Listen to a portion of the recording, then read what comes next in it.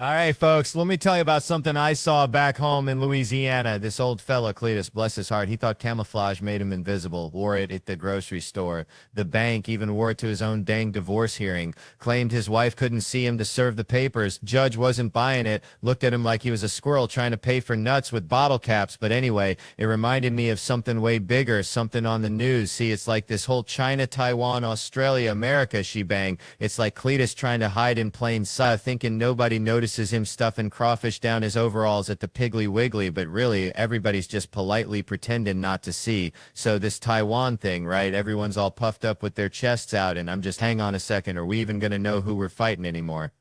I mean, you see how many folks are rocking those free Hong Kong shirts with the same kind of confused look I get when I try to assemble IKEA furniture. It's like trying to tell the difference between a possum and a raccoon in the dark. Both got pointy noses and beady eyes, and you probably don't want to mess with either one, you know? We're going to need some kind of system, some kind of, I don't know, secret handshake, maybe a password like the crawfish boil is at Aunt Mildred's, and if they answer bring the boudin, then we know they're on our side otherwise.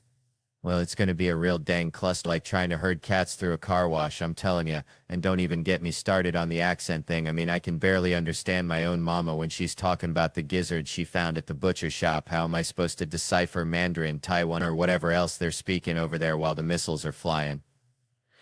So I'm just saying we need a plan, a real down-home common sense plan. Maybe we just give everyone a breathalyzer, whoever blows the highest wins, or maybe just maybe we all just sit down, share a plate of fried okra and figure out how to avoid this whole mess in the first place, because war, folks, is like a hangover after a crawfish boil. Nobody really wins and everyone ends up regretting something they did.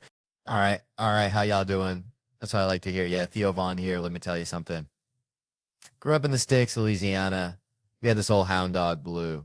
Sweetest thing, but dumber than a box of rocks, I swear. He'd chase his tail till he passed out, then wake up and do it again. Just pure unadulterated joy in that dog's heart.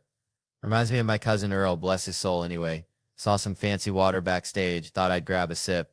Next thing you know, sploosh right down the front of my pants, looking like I just lost a battle with my bladder. And you know what's crazy? We're all so worried about looking like we peed ourselves. Like it's the ultimate social faux pas, but let me tell ya, nobody's intentionally rocking the pee-stained pants look. Like, yeah, just gonna let this soak in. Air dry. Adds character. Nah, if it happens, it's an accident. A momentary lapse of judgment. Like driving a tractor through a car wash, you just gotta own it. And besides, pee's like that fire in backdraft, it goes where it wants. It's got a mind of its own, seeping down your leg, pulling in your shoe. A real abstract expressionist masterpiece. But that got me thinking. You ever see them folks in the bathroom, hovering under the hand dryer, scorching their nether regions like they're trying to deep fry a chicken? Ain't nobody got time for that. And that water wasn't water, 'cause it just kept coming like a leaky faucet, which is a sign. I'm getting older. 43 now, which is weird, 'cause I just got carded at Cracker Barrel, but my knee sounds like a bowl of Rice Krispies. Makes me think of these awards, you know, we give them out, feel good, raise some money, but it's like, who really deserves it? You know, like in Willy Wonka, Charlie gets the golden ticket, takes Grandpa Joe, and everybody's cheering, but what about Grandpa George, huh? Laying in that bed, looking like a prune, getting passed over for the guy who suddenly remembers how to walk after 4. Grandpa Joe, that walrus-mustached con artist, lying in bed while they sing Cheer Up Charlie, that song that sounds like a funeral dirge, while his mama makes laundry soup. It ain't right. It ain't fair. It's like award shows where some folks get the golden ticket, and others are left eating dust. And honestly, that reminds me of that hound dog Blue. He never got any awards, just chased his tail and barked at squirrels, but he was happy as a clam. Maybe that's the real award, just finding your own damn tail to chase. Now ain't that something? All right. Settle down, folks. Let me tell you about my Aunt Shirley. Sweet lady. Bless her heart. Used to collect porcelain dolls. Hundreds of them. Creepy little buggers staring at her like they knew your deepest, darkest secrets. Anyway, she swore one blinked at her once. Said it was a sign from Elvis, who apparently communicated through antique dolls now. That's about as believable as trying to explain something on the internet these days. It's all just absolutes, like that Kaepernick fella taking a knee, trying to talk about police brutality. Something real, something that needs addressing, but folks just heard knee and saw a flag and lost their dang minds. My brother's fighting in Iraq. They yell like Kaepernick's knee was causing sandstorms or something. It's like trying to explain to a squirrel that acorns are food, not currency. Just ain't gonna happen. Reminds me of trying to get abs. Remember that? Used to think I'm gonna have a six-pack by summer. Ended up looking like I swallowed a keg. The effort involved. Lord have mercy, personal trainers yelling at you, chefs making you eat sprouts that taste like sadness, electrocution making you question your life choices, all for something you can achieve by breathing wrong. Meanwhile, getting fat, now that's effortless. Just lay on the couch, shoveling in those sweet, salty treasures like a dang gopher. No trainer needed, just pure unadulterated bliss. See, growing up, my family wasn't exactly huggy. More like two cacti trying to dance. Awkward and prickly. First hug I remember was when I moved out, and it was just bam, done. Like two parking meters bumping uglies. Haunts me to this day. I gotta yell at that memory sometimes just to shut it up. Shower regret is real. Let me tell you, that's where all the dumb stuff I did in third grade comes back to haunt me. But I asked my mama about the lack of affection. You know what she said? Your daddy didn't want me hugging you boys might make you gay. Lord have mercy. That's like saying, eating grits will make you speak Cajun. It's just plain wrong. But she was protecting him. See, he was afraid of raising sissies. So he sacrificed our hugs for the sake of machismo. It's twisted, I know, but hear me out. That's family, right? My dad was trying to improve on his childhood. Probably grew up in a barn where affection was a sign of weakness.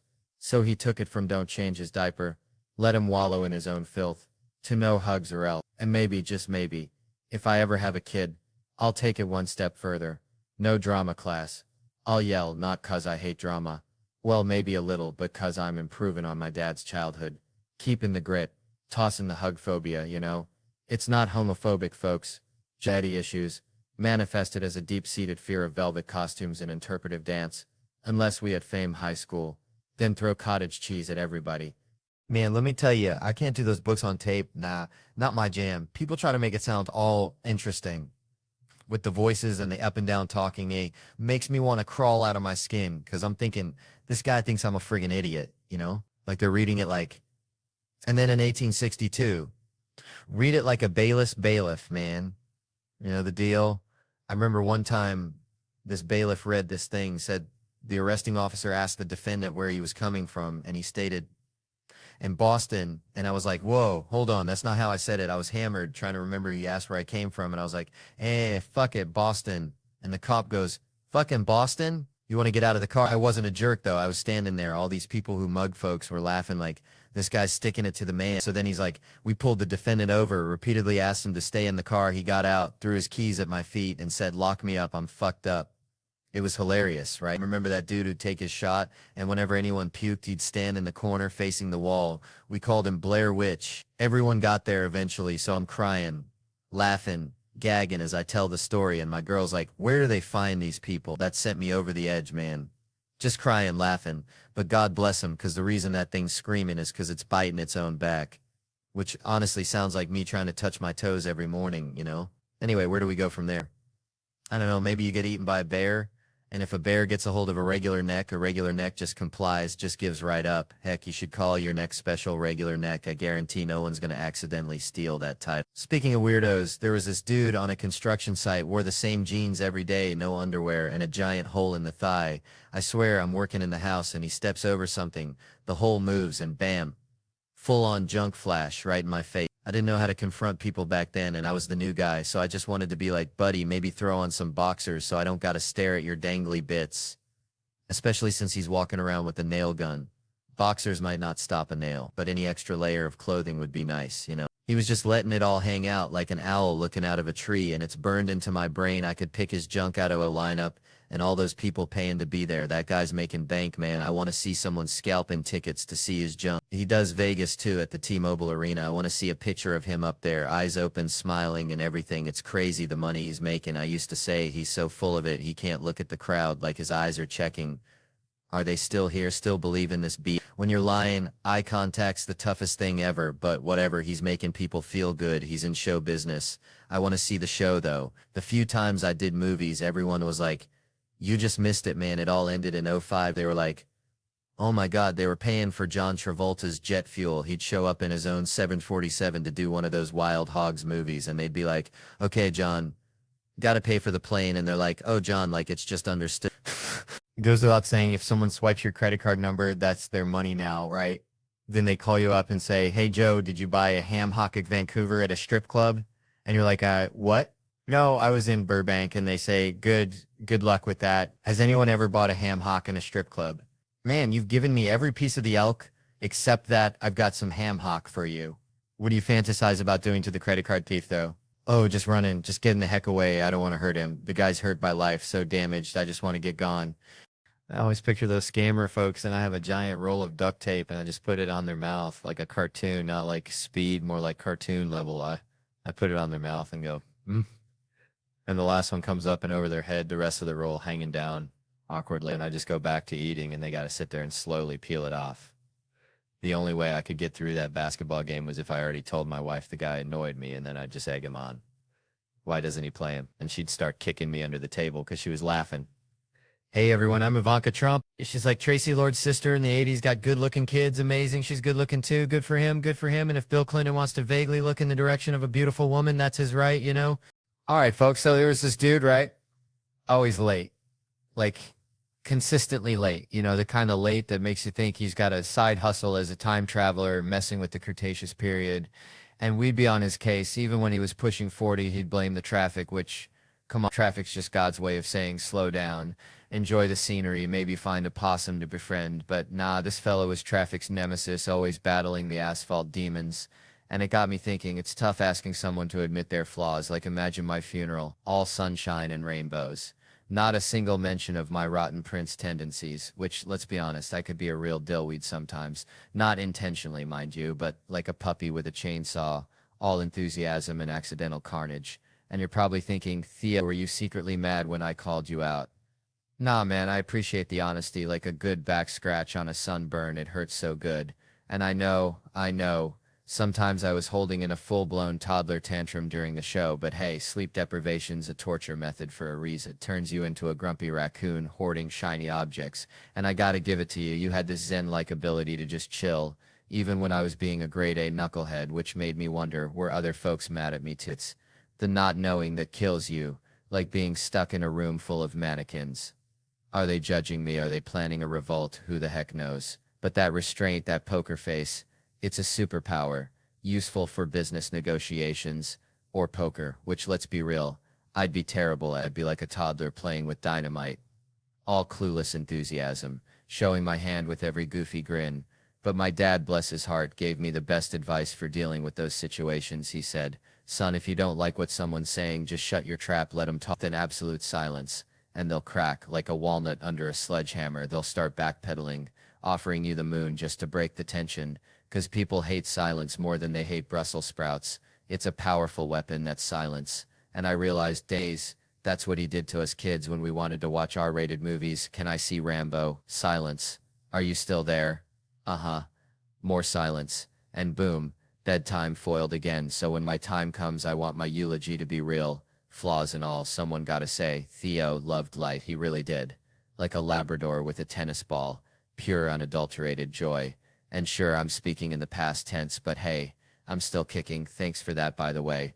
And if I was at your funeral, the thing I'd say, well that's the next question, ain't it? It reminds me you said like folks is happy for my success because you know it's deserved and because I'm a good guy, and I was always so supportive of others, especially at SNL, and you said I had impeccable comedy taste, which is kind. You think all this time at gas stations and backwoods bars gave me tape. You said my kind words are gracious, and boy, my life's been richer since I met you, and you recommended me for that writing job, which means I owe you for changing my life. Like Werner Herzog said, I don't know if people change each other's lives, but you made my life better. It's like being a comedian picking up rocks on the ground, and you said, do you want to go to the moon? And I love every conversation we have, but the last question, it's ever seen a ghost? I ain't seen no ghost. Maybe I should start asking that at parties. Picture this, a high school kid at a dance, all awkward angles and nervous energy, sidles up to a girl, stares intensely and whispers, you ever seen a ghost? Is that what girls want to hear? Would that be enough to seal the deal? Cut to them making out. Bang. That's a romantic comedy right there. No, I'm normally at a rando table, and I ask and find out a dead person whose soul or spirit is ghoulish and haunting, which is a terrible icebreaker. And I say, how is everyone, you ever seen a ghost? And folks think it's me and I'm the ghost. They say you have now, and it's all weird like that. So maybe that's the end, and we should end with the cast of Sneakers again, like we got it right this time, or wait for it, the sequel. Man, bikes. I don't know why, but Sometimes I get these little verbal hiccups, not like Tourette's. Now, I always thought that'd be kind of wild, just yelling out random stuff. Imagine the conversations, but nah, it's just bikes, plain old bikes. It just pops into my head like a bad country song, stuck on repeat, playing in the honky tonk of my brain over and over, probably millions of times by now. But see, it all comes back to this one show, Scared Straight. You ever catch that train wreck? Pure gold. Let me tell you, they grab these little hellions, middle and high schoolers, the ones who think detention is a five-star resort, and they toss them into the slammer for a day, hoping a little taste of the big house will straighten their twisted little minds. Like a backwoods chiropractor, but hold on to your britches. Because there's this one episode aired back in 99, uncensored, which is just straight up bananas. And instead of your run-of-the-mill county jail, they ship these little demons off to a maximum security penitentiary where the inmates just verbally unleash hell on these kids, turning them into weepy little puddles, and it's the darn funniest thing I've ever seen. Now don't go feeling too sorry for them. These ain't your average spitball shooting choir boys. These are kids who think shanks are just fancy toothpicks. Tough little bastards, walking in with all the swagger of a rooster in a hen house. Like, what's up? I ain't scared, but then comes crazy Chris, face looking like a roadmap of bad decisions. And the screen freezes. Tells you Chris has offed 6 folks and is doing double life. This dude's so bad. When he dies, his next life is doing time too. And Chris gets up in their grill, says, "You'll see me in your nightmares." And these kids, barely teenagers, are like, "Whoa, dude, chill." But he ain't done. He says, "If I see you again, I'll take a bite out of each of you." And they're practically signing up for Sunday school right then and there. But then comes the next guy, walks up and says, "Hold my pocket." Makes him walk around holding me inside of his pocket. Now, I don't know what you know about prison, but holding another dude's pocket is like wearing a neon sign that says, "Kick me." And this ain't just about the pocket hold. He's spouting the most ungodly things at these kids. Talking about breakfast and stuff you can't say on TV, like he's running a twisted little Abner comic strip in their heads. There's this one kid, all of 13, looking like a dandelion in a hurricane. Bowl cut parted right down the middle like a dirt road. And this prisoner asks him why he's there. And the kid mumbles, "Stealing." And the prisoner leans in, all menacing. "The fuck you took." And the kid squeaks out, "Bikes." And the prisoner just booms, "Bikes," and that's it. That's why I yell bikes. See a bike store, holy moly, it's like a primal scream therapy session in my Honda. My wife's about had it. She just sighs and says, "You get one." So I gotta make it count. I pull over, roll down the window, wait for some poor soul to be checking out the sidewalk display, gazing at some shiny new Schwinn. And when they find the one, the light hits it just right, they're about to make a move. I unleash the beast, bite, I yell, and they jump back like they seen a ghost. Then I add for good measure, "Stop selling drugs," and I peel out of there, leaving them standing there, wondering if they just stepped into some kind of backwoods fever dream. Kinda like this whole story, ain't it? Man, growing up in Louisiana, we had this neighbor, Mr. Thibodeau, smelled perpetually like boiled crawfish and regret. Always wore a wife beater 3 sizes too small. You know, the kind that showed off his pecs, if you could call them that. More like deflated whoopee cushions. And he was obsessed with this one thing, figuring out which character he was in the Dukes of Hazzard. Like, was he Bo Luke, maybe even Roscoe P. Coltrane chasing those boys down, right? And it got me thinking, see, now folks are at home binge watching these Real Housewives shows. Like my buddy Mulaney here, bless his heart, he's deep into the New York chapter. And he's trying to figure out where he'd fit in, what kind of drama he'd stir up. But it's like, nobody on those shows ever apologizes, you know? It's like, if I told Seth here he looked like a scarecrow stuffed with dryer lint, showed to events like a lovesick golden retriever, he's going to be hot. And I'd just be like, "Hey, let's put this behind us. You feel me? We good?" And give him one of those shoulder hugs where you barely make contact. That's how them housewives do it. And it's wild because they're all so aware they're on TV. Like back in 2009, they'd be filming near like 1st and 70th and they'd be arguing, right? And one lady'd be all, "I don't want to share that." And the other ones be like, "Girl, we're on a reality show. Spill the sweet tea." And they got skinny girl margarita signs everywhere because they're all marketing themselves like performing monkeys in a tiny hat, which is kind of genius, right? Because you got to respect the hustle, but it also makes you wonder what parts of their lives are real and what parts are just a performance for the camera. You know, like, is that genuine outrage or is it just them practicing their Emmy Award acceptance speech in the mirror? Because either way, it's getting views and making money. So maybe Mr. Thibodeau was right. Maybe we're all just characters in somebody else's reality show, just trying to figure out our lines and hoping we don't get canceled or worse, become a meme, which at least he never smelled like boiled crawfish most. All right. So picture this. I'm back in Tickfaw, Louisiana, right? My Uncle Bobby, bless his heart, he had this pet raccoon named, wait for it, President McKinley. I swear that's what he called him. Anyway, McKinley was a menace. Stole dentures off the porch, chased the neighbor's chihuahua, classic raccoon stuff.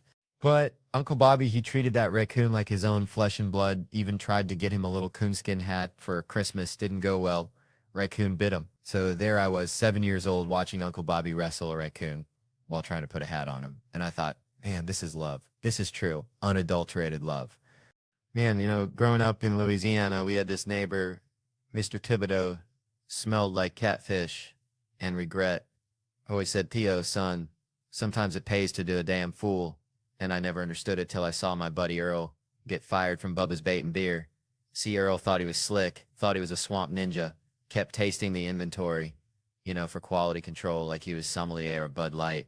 But Bubba, he ain't no dummy. Bubba's got eyes like a hawk and a heart full of diesel, so Bubba calls Earl in, says, Earl, you've been lubricating your tonsils a little too liberally, ain't you? And Earl, bless his pea-picking heart, he says, Bubba, I quit, like he's sticking it to the man. When Bubba was already halfway to writing him up for stealing beer, reminded me of when I tried to sneak out of Sunday school after the sermon about Noah's Ark. Thought I was being all sneaky like a damn raccoon in a hen house. But Miss Gertrude, bless her soul, she caught me by the ear. Said, where you think you going, Theodore? The good Lord sees everything. Which brings me to this whole thing about guys getting rewarded for being, well, less than stellar. Like this dude I saw online, bragging about quitting his job before they could fire him for, let's just say, unprofessional conduct. Wink, wink, nudge, nudge. Like he's some kind of rep, a modern-day Robin Hood stealing from the less fortunate interns. Reminds me of my cousin Ricky who dropped out of community college, 'cause he said quantum physics was for nerds. Now he's trying to start a gator wrestling business. Says it's the next big thing. People are actually giving him money. Makes you wonder, don't it? Like, are we living in a world where the biggest goofballs get the gold stars? My other buddy's talking about cleaning boats. Claims he's turning his life around, right? Sure you are, but more likely he just ran out of bail money. These hangovers in my early 20s used to feel fun. Now every shot of Jack feels like one step closer to becoming a middle-aged guy who cleans boats and blames his daddy for his problems, dang.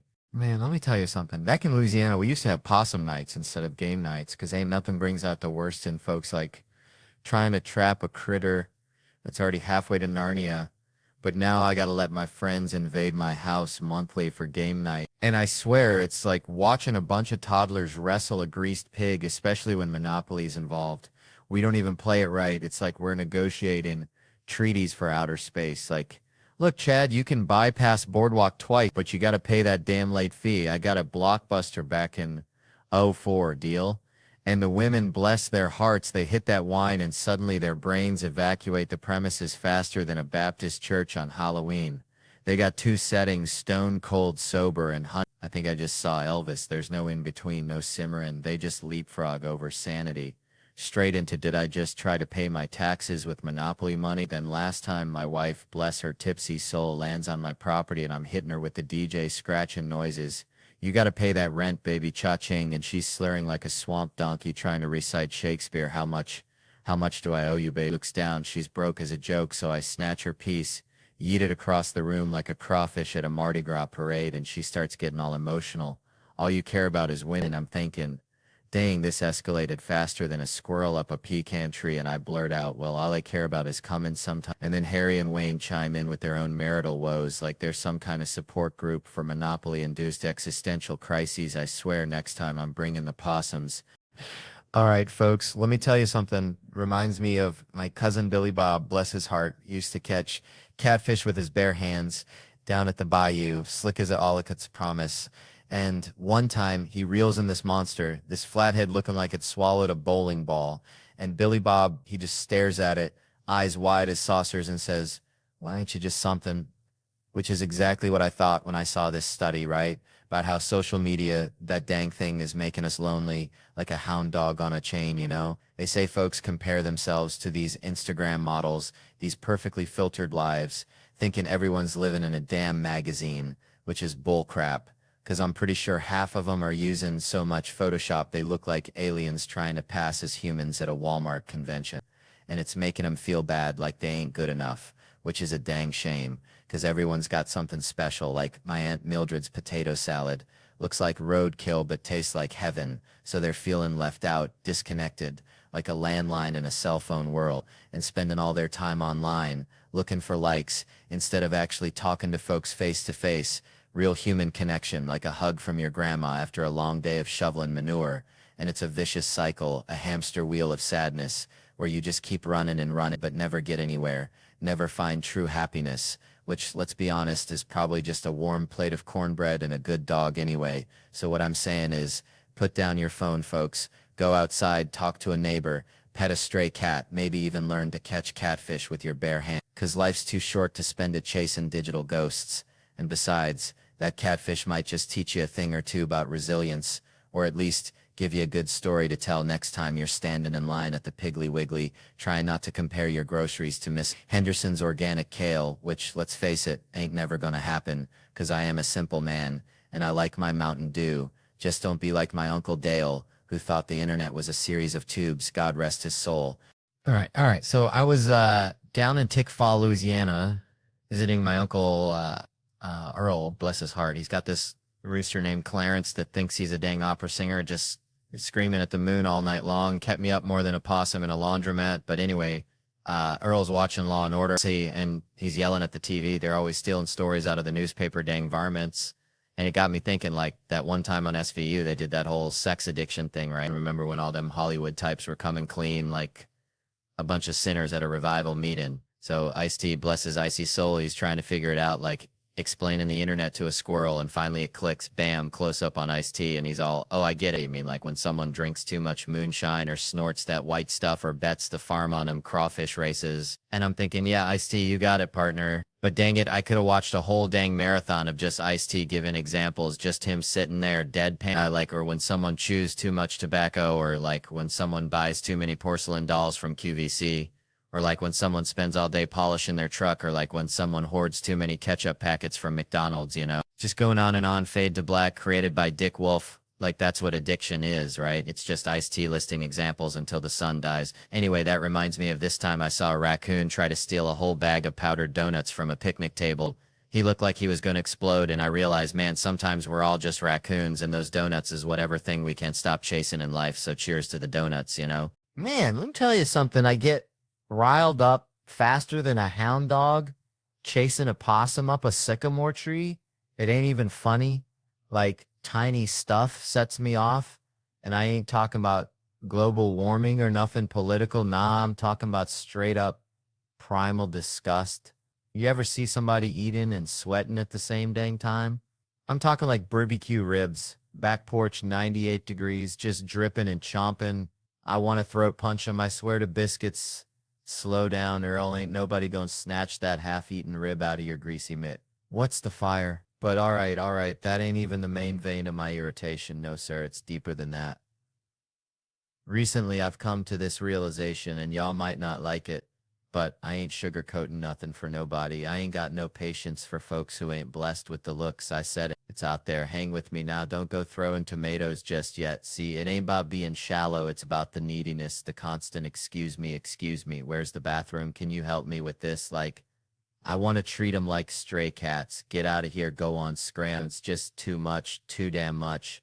Let me paint the picture so you don't think I'm just some backwoods monster. I'm at the bank, right? Normal Tuesday, pulling out of the parking lot.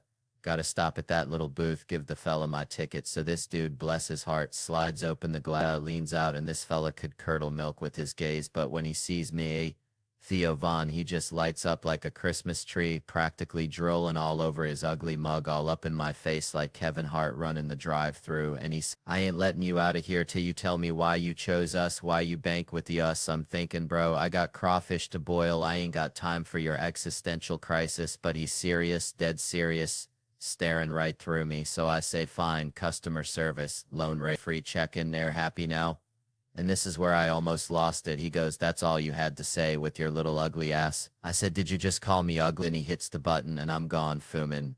I'm at Chipotle 2 blocks down, lines wrapped around the building, all because of this troll booth encounter. So I'm standing there ready to explode. And this woman behind me says, all sunshine and rainbows. Oh, it's such a beautiful day. I'm about to lose my damn mind, turn around and unload the whole clip. But then I see her. This woman could launch 1,000 ships. I mean, straight up goddess. And suddenly I got all the time in the world. I'm Miss Rogers. You know what? It is a nice day. We need some rain though. Haven't had rain in a minute.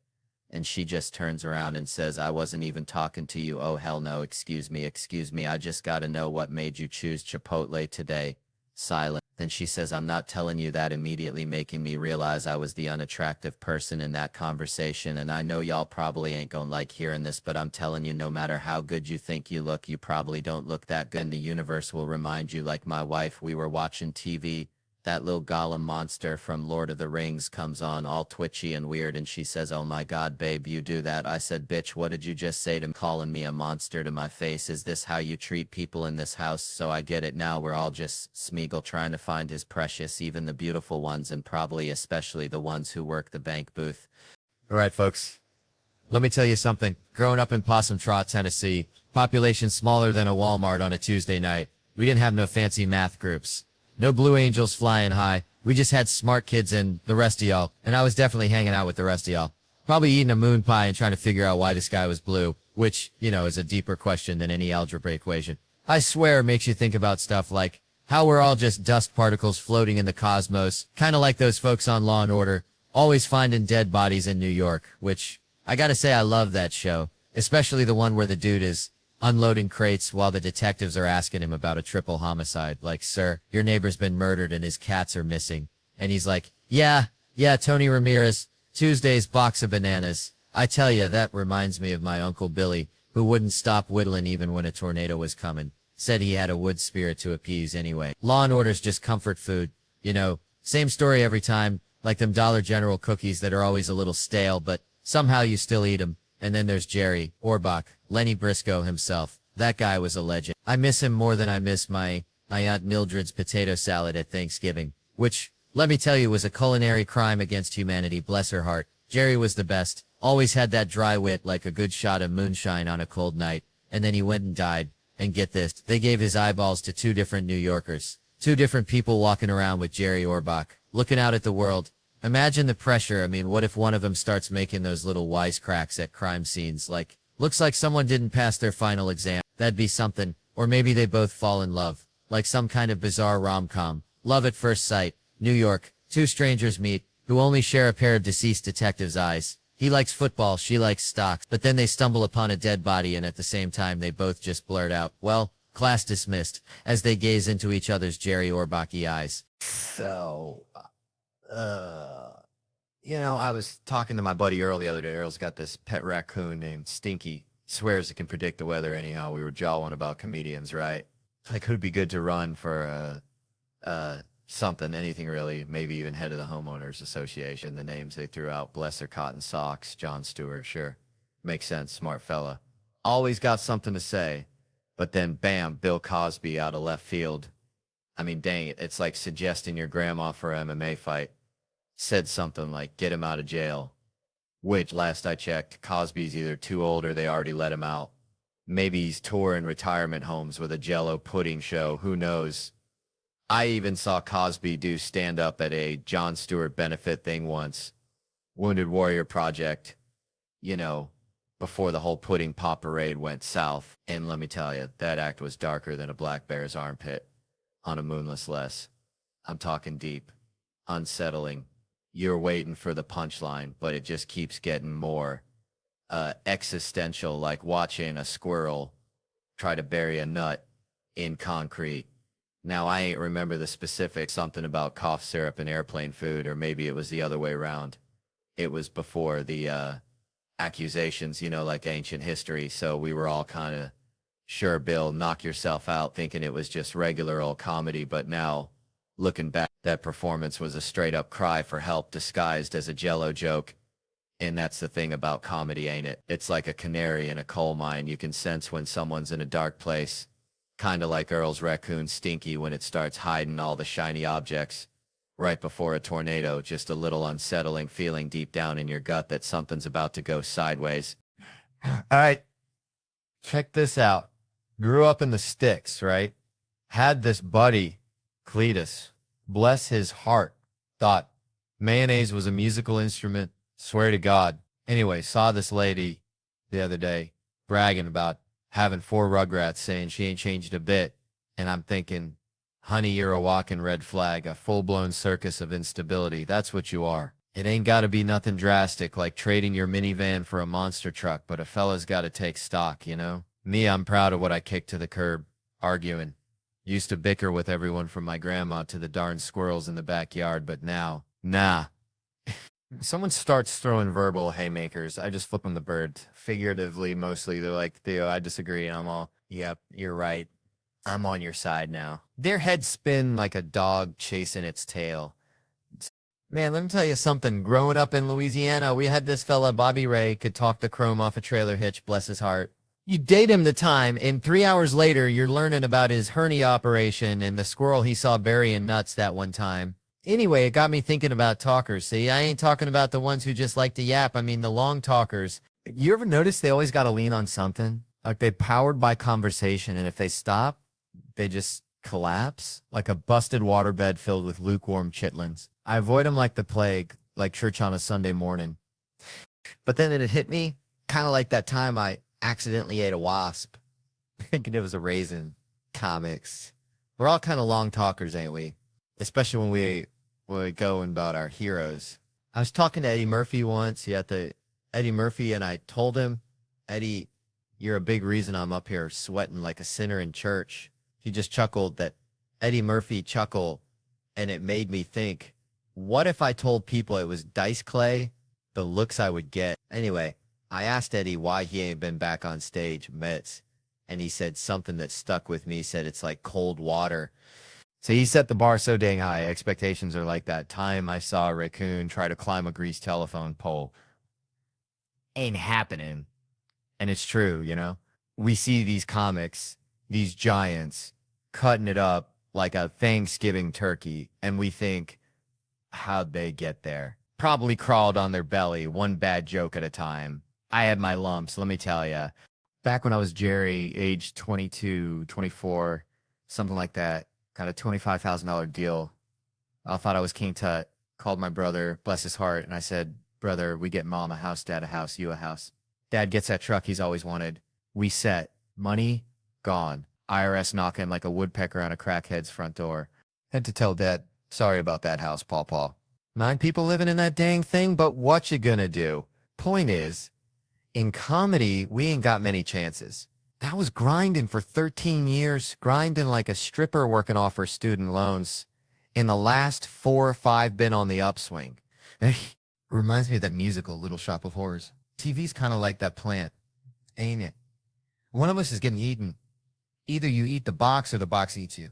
That show was getting hungry, had to bounce. But, you know, that conversation with Eddie, good as it was, reminds me of the best conversation I ever had. Tad was with my dad ending to me why you had to do drugs.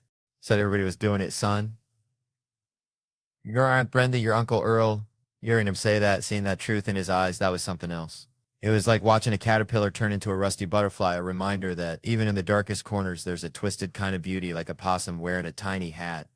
All right, so I went down to pick up my boomsticks, right? 2 of them. Kind of like that time me and Earl tried to catch a greased pig at the county fair. Only way more mowers. Had a shotgun too, but busted it the first day, bless its heart. Thought I was getting that ka-chunk model, the one like in them westerns, but the fella done sold me the punt. Like a disappointed fart, you know? So I get there, this dude Kevin looks like a librarian who wrestled gators in his spare time, tells me, Theo, brother, can't give you your pew-pews. I'm like, say what now, Kevin? He drops the bombshell, paperwork's all jacked up. Bills in your wife's name, trucks in the company's name, you're a ghost, son. Now, I started cackling like a hyena at a Tupperware party because all I could think was, damn, the system actually works. Felt safer knowing I couldn't get my hands on those things than if he just handed them over like candy corn at Halloween. Told him straight up, Kevin, this is beautiful, like seeing a squirrel water ski, but he just stared at me dead serious and said, oh, you're getting your damn guns. Suddenly felt like I was eating grits with a fork. Something just ain't right. Turns out Kevin, bless his heart, had a workaround. Called up my lovely bride, told her to print out a blank lease, write that I was renting a broom closet from her, fax it over, and bam, problem solved. She about died laughing, said the place was booked solid with her imaginary yoga instructors. But she sent it anyway. Gotta love that woman. Got my guns. Love 'em like a stray dog. Loves a belly rub. See a gun, the movie. I'm calling Kevin faster than you can say sweet tea. Like when I off Y, Agent Smith rocking that Desert Eagle. I had to have it. Kevin said California ain't playing that 50 caliber game, but he'd hook me up with a 40 and a workaround, bless his soul, and then try to upsell me on an AR-15. Now, I ain't saying I'm irresponsible, but I did lose my Glock in the shower for 9 days. Felt like I'd lost a tooth or something. My wife, bless her heart, heard AR-15 and came storming in like a honey badger on bath salts yelling, is that some bitch trying to sell you another one of them? Killing machines. I told Kevin I ain't gonna be part of the problem. I'm gonna be the dang solution. No more lost guns, no more scared kids, just my Desert Eagle and a shotgun. She says that's the man I married, like I just cured cancer or something. Kevin asks if he's on speaker and then proceeds to tell me, in the event of an apocalypse, an AR-15 is the only way to protect my family. Like, Civ 6 are gonna give a dang about my southern charm. I couldn't help myself, I swear. I asked if he could get one with a bump stock. My wife promptly canceled my lease faster than a catfish can swallow a cricket. Guess I'll be sleeping in the doghouse with old Blue tonight. Well, hey there, folks. Let me tell you, a couple weeks back, my email got hacked, which honestly felt like getting invited to a fancy party because I'm terrible at keeping in touch. So suddenly sending a spam link to everyone I know felt like my civic duty, my annual Christmas card, if you will. And bless their hearts, they all wrote back like I just birthed triplets, all screaming, didn't know your cyber uterus is bleeding viruses. Brought us closer than a Tupperware party after a tornado. And then this one fella, bless his simple soul, emails me, says, Theo, buddy, clicked your link, but I ain't in the market for no herbal Viagra. And this ain't no comedian, folks. This is pure unadulterated West Virginia logic after 17 years of friendship. And it got me thinking, first off, who in God's green earth still clicks a spam link that looks like a dollar sign, had a baby with a swastika, and named it malware? I'm talking if HPV was a website, this was it. But no, he saw that blank email, subject line, reading, check this out, which, let's be honest, I ain't ever uttered in my life, and thought, all right, Theo's peddling snake oil, which is insulting because if I was going to shill herbal Viagra to my entire contact list, it wouldn't be a 2-column email blast. I'd craft a goddamn novel, something like Dear Friends, Famlin, folks I met at that all-night Waffle House in '09, Comedy's Gone South, and my Cayman Island business partners, and I have concocted a miracle cure for bedroom blues. Click the swastika for the world's ugliest website, pink on purple, just how we like it. See, gotta sell the dream, you know. Anyway, turned 30 recently, watching movies different now. Used to root for the hero, now I'm vibing with the side characters, the ones rolling their eyes like, oh great, another Spider-Man, feeling like I'm watching a squirrel try to parallel park. Reminds me of Michael J. Fox in Back to the Future, that was my jam. Wanted to be Marty McFly, but watched that movie again, and it's wild, this 17-year-old kid's best friend is a disgraced nuclear physicist, and nobody bats an eye. We're all just like, yup, checks out. Like seeing a cat driving a track. That movie is bananas. Imagine pitching that in a studio. Like, all right, family action movie. Lazy high school kid. Sleeps in. But get this. His best friend's a disgraced nuclear physicist. No, not a student. A 40-year-old weirdo. And the studio execs nod. Okay. They build a time machine. Stop the Kennedy assassination. And you gotta swallow your pride. Say, nah man. He goes back in time. Tries to hook up with his mom. Watch their faces. But don't worry, Biff shows up, tries to assault her, Dad saves the day, and we're saying a white guy wrote Johnny B. Good, and some head green like that. That's Hollywood, folks, like a raccoon running a bank. Only in America they ask if it's Back to the Past, but you gotta stick to your guns. No, Back to the Future, 'cause only in a movie can you have a disgraced nuclear physicist and a horny time-traveling teenager in the same frame. It's like a fever dream in a can, like putting ketchup on grits, just plain wrong but undeniably entertaining. And people ask me if I smoke marijuana. I tell I don't need another reason to crave Cheetos. I already crave Cheetos like a dog chases a mail truck.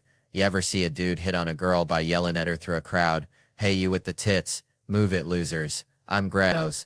That's the world we live in, folks. A world where disgraced nuclear physicists are best friends with horny teenagers and Greg yells at women from across the room. Bless their hearts. Man, reminds me of when I was a kid back in Louisiana. I used to trap muskrats with my cousin, Bobby Lee. He always had the craziest ideas. Like, one time he thought he could train him to fetch beer from the fridge. Didn't work out, but it always felt like we were Chip and Dale, just trying to survive in the swamp, you know? Speaking of Chip and Dale, that reminds me of bathrooms. And I gotta tell you, I had a toilet flush in my house yesterday. Sounded like someone was singing happy birthday. I swear I thought a ghost was throwing a party in the pipes. It was spooky, I tell you, but not as spooky as having to tell your date that the only way out of the bathroom is through the... Well, you get the picture, right? It's like that scene in Rescue Rangers where they gotta go down the toilet. Live a little, they say, and you know, sometimes life's like that. You gotta just jump in the porcelain. Metaphorically speaking, of course, like how Disney's premiere is next door and they're inviting everyone. Which is just like Bobby Lee inviting all the raccoons to our crawfish boil. Utter chaos. Anyway, Chip and Dale Rescue Rangers, Disney Plus, Friday, no theaters. Which is a real shame, because imagine watching that on the big screen. Feels a little like watching it in a bathroom. Kinda immersive, right? But hey, at least Cheryl Hines is gonna be there. Probably not in a toilet though. But hey, at least it's not in theaters, because you know what that means? I don't have to take off my house shoes. Now ain't that something? All right. Settle down, folks. Let me tell you something. Growing up in Tickfaw, Louisiana, we didn't have fancy stuff like, you know, indoor plumbing that worked all the time, but we had Mama's chickens, bless their pea-sized brains. And one time, this rooster, old Cluck Norris, he was meaner than a junkyard dog with a toothache.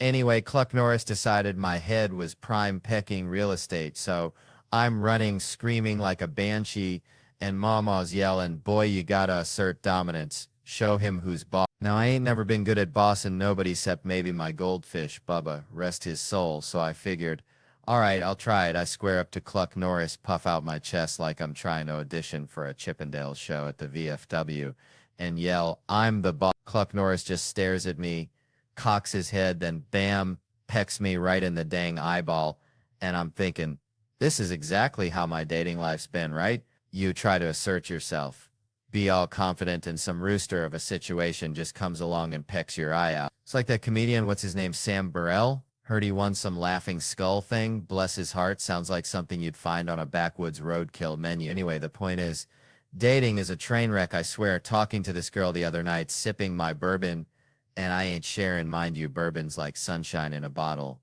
Only tastes like regret the next morning. She says, that'll put hair on your chest. And I'm thinking, dang, gotta make sure I ain't growing no unexpected fur before I get intimate. Like checking the oil in a beat-up Ford pickup, you just gotta know what you're working with, you know? It's a minefield out there, just like that time I kissed this girl at a party, hammered out of my gourd. She says she has a boyfriend, which is bad enough, but then hits me with the double rejection. Even if I didn't, I wouldn't be interested. Lord have mercy, it's like getting rejected from a job. And then the interviewer says, and you're also too ugly for this plant. Brutal, just brutal. But hey, my last girlfriend, bless her heart, she was on Ambien, so I never had to wear a condom, which is either a blessing or a sign. I got to invest in a hazmat suit, depending on how you look at it. See, it's like that dad on the elevator with the crying kids. Should have wore a condom, probably didn't pull out. Now he's at the parent-teacher conference getting lectured.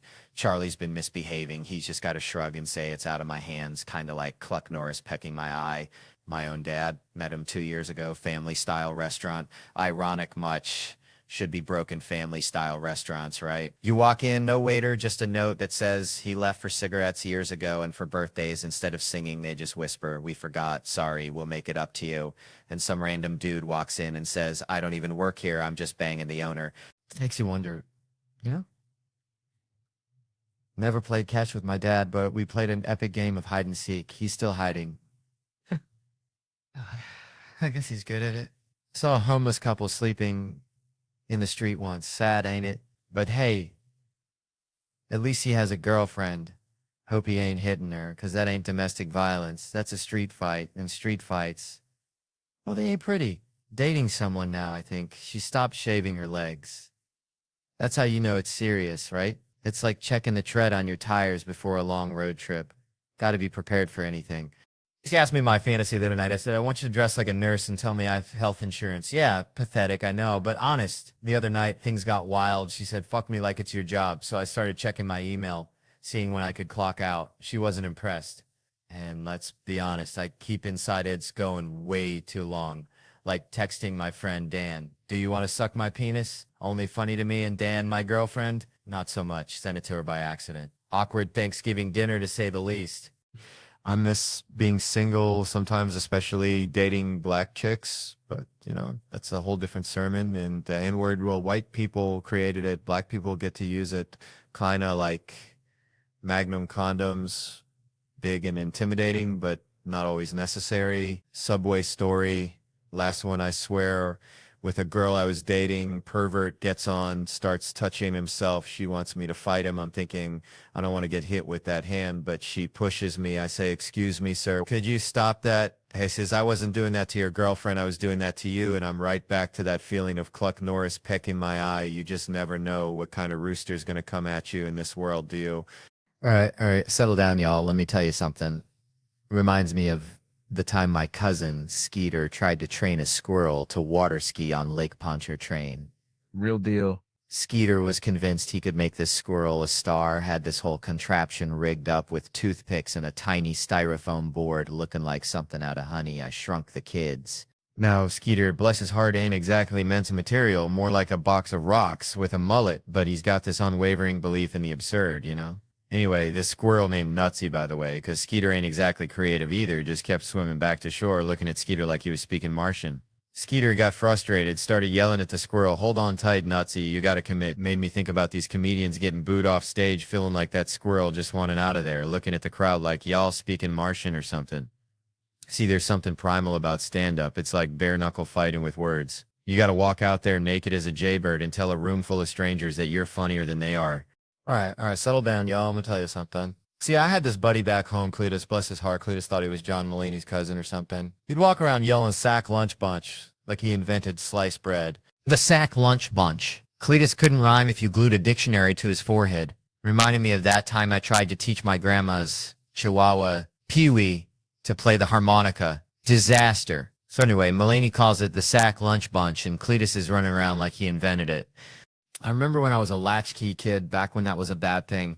Like, the news would show these sad kids looking lonely, and I'm over here living my best life, watching He-Man and eating peanut butter straight from the jar. They acted like us latchkey kids were gonna burn the house down or join a cult.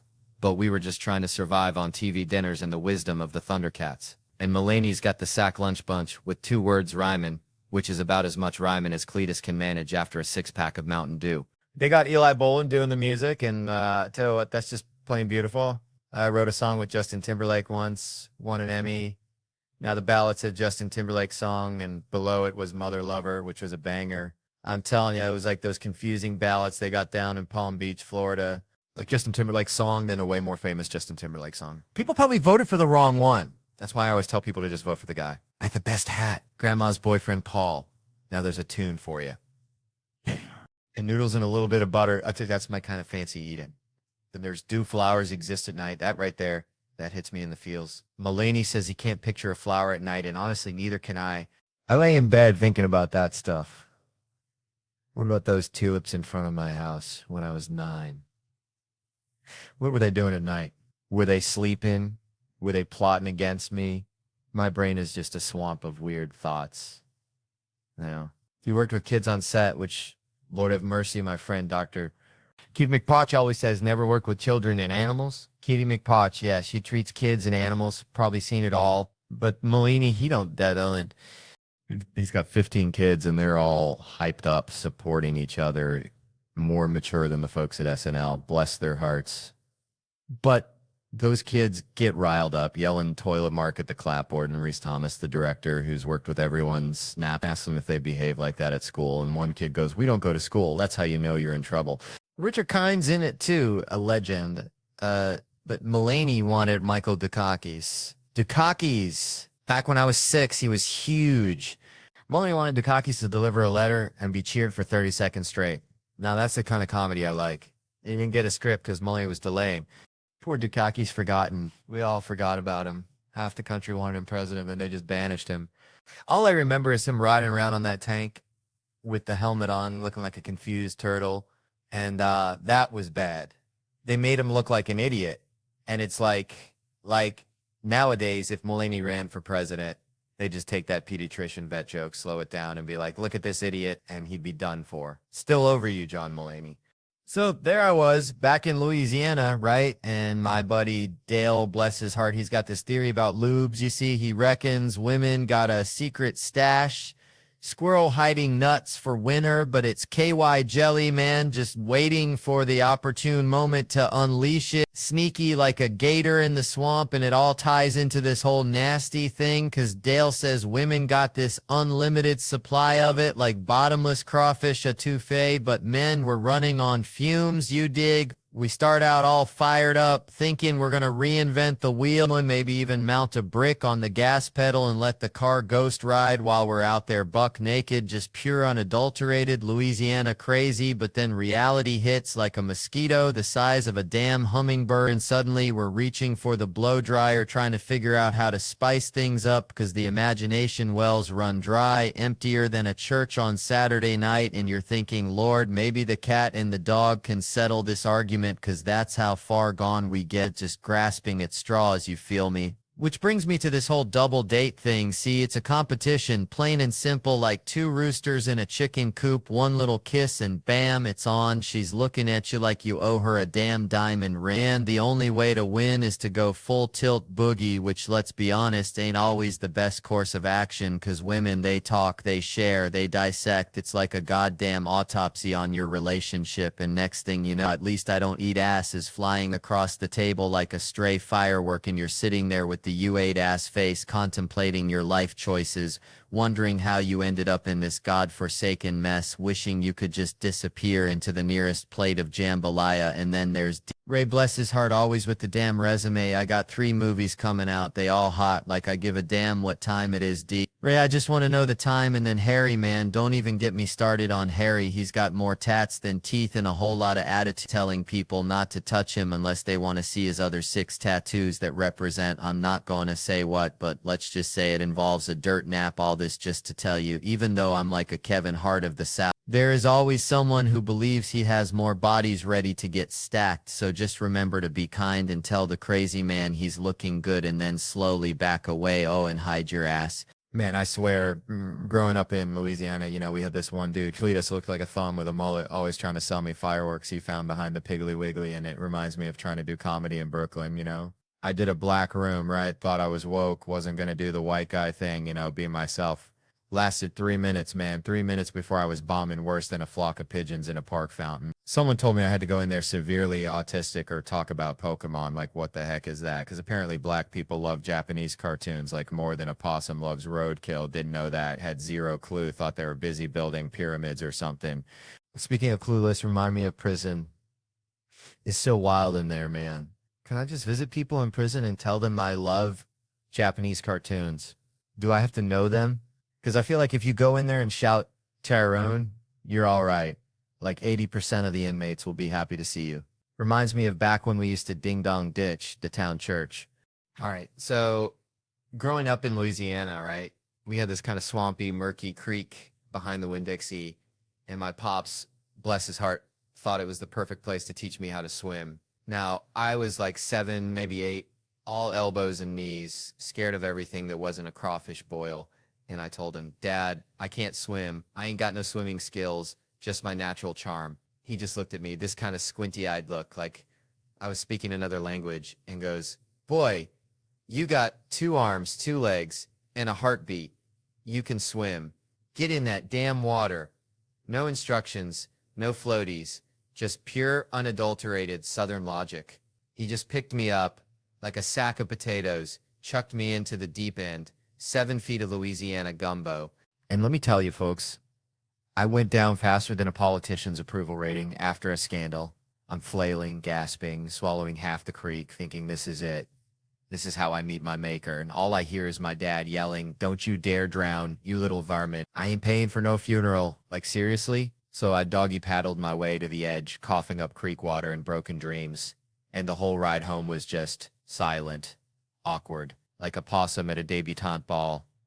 Man, growing up in Tickfaw, Louisiana, population smaller than a Walmart on Black Friday, we had this neighbor, Cletus. Now, Cletus, bless his heart, thought squirrels were just rats with better PR, and he swore he could communicate with them using only kazoo music and moonshine fumes, which, looking back, might explain a lot about Cletus's life choices, like the time he tried to ride a gator into town, claiming it was his Uber anyway. That whole Cletus situation reminds me of this article I read the other day about how AI is supposed to be like revolutionizing customer service, right? Promising us these seamless, efficient, emotionally intelligent interactions like a customer service rep that never sleeps, never gets hangry, and never needs a bathroom break. Unlike my Aunt Shirley after a potluck, which can get dicey, but then you actually use these AI chat bots, and it's like talking to Cletus after he's had a bit too much of that squirrel whisperer juice. You ask a simple question like, "Where's my package?" And it responds with something completely off the wall, like, "The meaning of life is 42, but have you considered the existential dread of being a digital assistant?"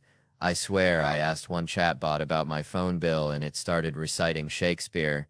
Now Shakespeare is all well and good. I like a good sonnet as much as the next fella, but I just needed to know why I was being charged for data roaming when I was sitting in my own darn living room. But these chatbots, they're just going on about to be or not to be, and I'm like, to be connected to Wi-Fi or not to be? That is the question. Now answer me, you digital Cletus. And it's supposed to be getting better, but it's like teaching that gator to drive. You might get it to move forward eventually, but you're going to have a lot of fender benders and a few folks ending up in the bayou. And I'm just sitting here thinking, we're putting so much faith in these artificial brains, hoping they'll solve all our problems, when sometimes you just need a real human being, even if they smell like biscuits, and met their spouse on Ancestry Mingle. At least they'll understand the question, "Where's my damn package?" without launching into a soliloquy about the fleeting nature of existence. It's like that time Cletus tried to teach his parrot to say, "I love you," and it only learned to mimic the sound of a rusty chainsaw. You get the technology, but you lose the soul. Come to think of it, is probably what happened to my Aunt Shirley after that last potluck. Man, let me tell you, back in Tickfaw, Louisiana, we had this fella, Cletus, thought he was a dang rooster, crowed every morning at 4 a.m. sharp, woke up the whole dang town. But seeing these old photos reminded me of something equally bizarre, you know? Like, here I am looking all young and spry with Simon Rich and America Ferrera, writing these dirty sketches for SNL, practically living in that writer's room, fueled by stale coffee and desperation. It was like wrangling a greased pig at a church picnic. I swear Seth Meyers would pop his head in like a curious raccoon, peeking into your trash can. Then he'd give us that, no look. You know, that polite but soul-crushing disapproval only a head writer can deliver. We even cooked up a Thanksgiving card with a picture of us, looking all festive and innocent, said "Happy Thanksgiving, Seth" on the front. Then you open it up and it just says "We each other." Real classy stuff. Reminded me of the time I tried to teach my hound dog Blue to play poker. Didn't work out too well, he kept eating the chips. Anyway, seeing that drag brunch sketch written by this comedic genius named James Anderson. Funniest dude I ever met. No offense to Cletus the rooster. This guy was a goddamn comedy savant. He'd waltz into the rewrite room oblivious to what we'd been slaving over for hours, and drop some truth bomb joke that was funnier than everything we had combined. Pure funny bones. I tell ya, like he was hooked up to some divine comedic mainframe, just spouting perpsies and comedic gold. Being in that sketch wearing heels on concrete felt like walking on hot coals after a Sunday service at the Pentecostal church. Shout out to the costume department though, they worked them heels low and stable, they judged based. So there's no tears in the hips, cause you know, as a modern comedian I can't be falling. Gave me a whole new appreciation for drag queens, and for finally just saying, "Come on, let's get a cab," even if Uber's 4 minutes away. Made me feel like a calf just took its first dang steps, all wobbly and disoriented, you know? And Diner Lops, that sketch was like a fever dream. I had after eating too many crawfish etouffee back in Louisiana. Wrote it in college when I was the head of writing. Imagine that, me, a responsible adultish human, leading a room full of writers. Who'd have thought it, but I was like, nah, I'm saving it, like holding on to a winning lottery ticket, waiting for the right moment. The host was supposed to be Galifianakis, but man, Keenan took that and elevated it. And Les Mis as a child. Oh lordy, I was in. It had drama, love, death, all the good stuff. And we turned it into a lobster's lament. How could you not? But now, people keep mistaking me for the Flash, and I ain't saying I look like him, but they keep going. Oh, like, they halfway seeing it like I'm some kind of superhero disguised as a simple country comedian. But I ain't the Flash, I swear. I was at the dog park with my mutt, and this kid straight out of Central Casting comes up with that flash accent, and his grandma, she's giving me the stink eye, like I'm betraying her grandson's superhero fantasies. Then some fella comes up, says he's a fan of my stand-up right at that moment. Just perfect timing, and the grandma's face drops. Pure disgust. It was like watching a souffle deflate. She shook her head like I was a fraud. No, you are not the Flash, like I'd personally stolen Christmas. So I get home, tell my wife Anna this whole saga, and she just looks at me deadpan and says, so let me get this straight. Your two problems are that a fan said he likes your work, and that people think you look like a 25-year-old handsome actor. Who, by the way, you don't look like women, man. They always cut straight to the heart of the matter. Makes you wonder if she's secretly the Flash too, or maybe even Cletus the rooster in disguise, crowing at me in the morning with a different kind of, oh. So I was at this crawfish boil back home, right? Uncle Bobby, bless his heart, tries to deep fry a whole watermelon. I swear to God, he saw it on Pinterest. Anyway, it explodes like a damn grenade, watermelon shrapnel everywhere. Nobody gets hurt, just covered in sugary goo and regret, mostly Bobby's. Reminded me of this one time I wrestled a gator at a church camp. Don't ask. But it got me thinking about the Travel Channel, which, yeah, they call me a professional fun seeker. Sounds like something a robot would say after its programming goes haywire. I'd rather be called professional dumbass, because at least that sounds like me. I ain't fought no bear despite what the internet says, though I did once try to teach a possum to play the banjo. That's a story for another time and another bottle of sweet tea, but the Travel Channel's website is worse than dial-up internet at a Walmart parking lot.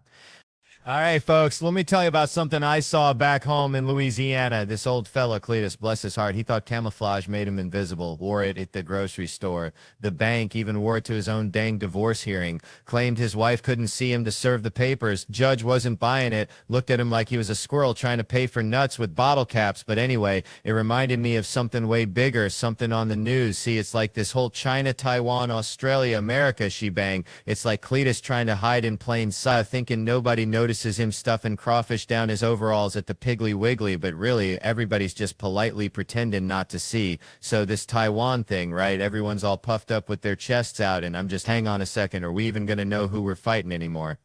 I mean, you see how many folks are rocking those free Hong Kong shirts with the same kind of confused look I get when I try to assemble IKEA furniture. It's like trying to tell the difference between a possum and a raccoon in the dark. Both got pointy noses and beady eyes, and you probably don't want to mess with either one, you know? We're going to need some kind of system, some kind of, I don't know, secret handshake, maybe a password like the crawfish boil is at Aunt Mildred's, and if they answer bring the boudin, then we know they're on our side otherwise. Well, it's going to be a real dang cluster, like trying to herd cats through a car wash, I'm telling you. And don't even get me started on the accent thing. I mean, I can barely understand my own mama when she's talking about the gizzard she found at the butcher shop. How am I supposed to decipher Mandarin, Taiwan, or whatever else they're speaking over there while the missiles are flying? So I'm just saying we need a plan, a real down-home common sense plan. Maybe we just give everyone a breathalyzer, whoever blows the highest wins, or maybe, just maybe, we all just sit down, share a plate of fried okra, and figure out how to avoid this whole mess in the first place, because war, folks, is like a hangover after a crawfish boil. Nobody really wins, and everyone ends up regretting something they did. All right, folks, so I was down in Loringer, Louisiana, right? Place so small, the Walmart's got a drive-through window for your prescriptions and maybe some crawfish etouffee. Anyway, my buddy Dale, bless his heart, he's trying to name his kid, and he's stuck. He wants something unique, something that'll make his kid stand out. I said, Dale, you name that kid refrigerator. He's going to stand out. All right. Stand out in the principal's office every dang day. But it got me thinking about names. See, like, how important is a name, really?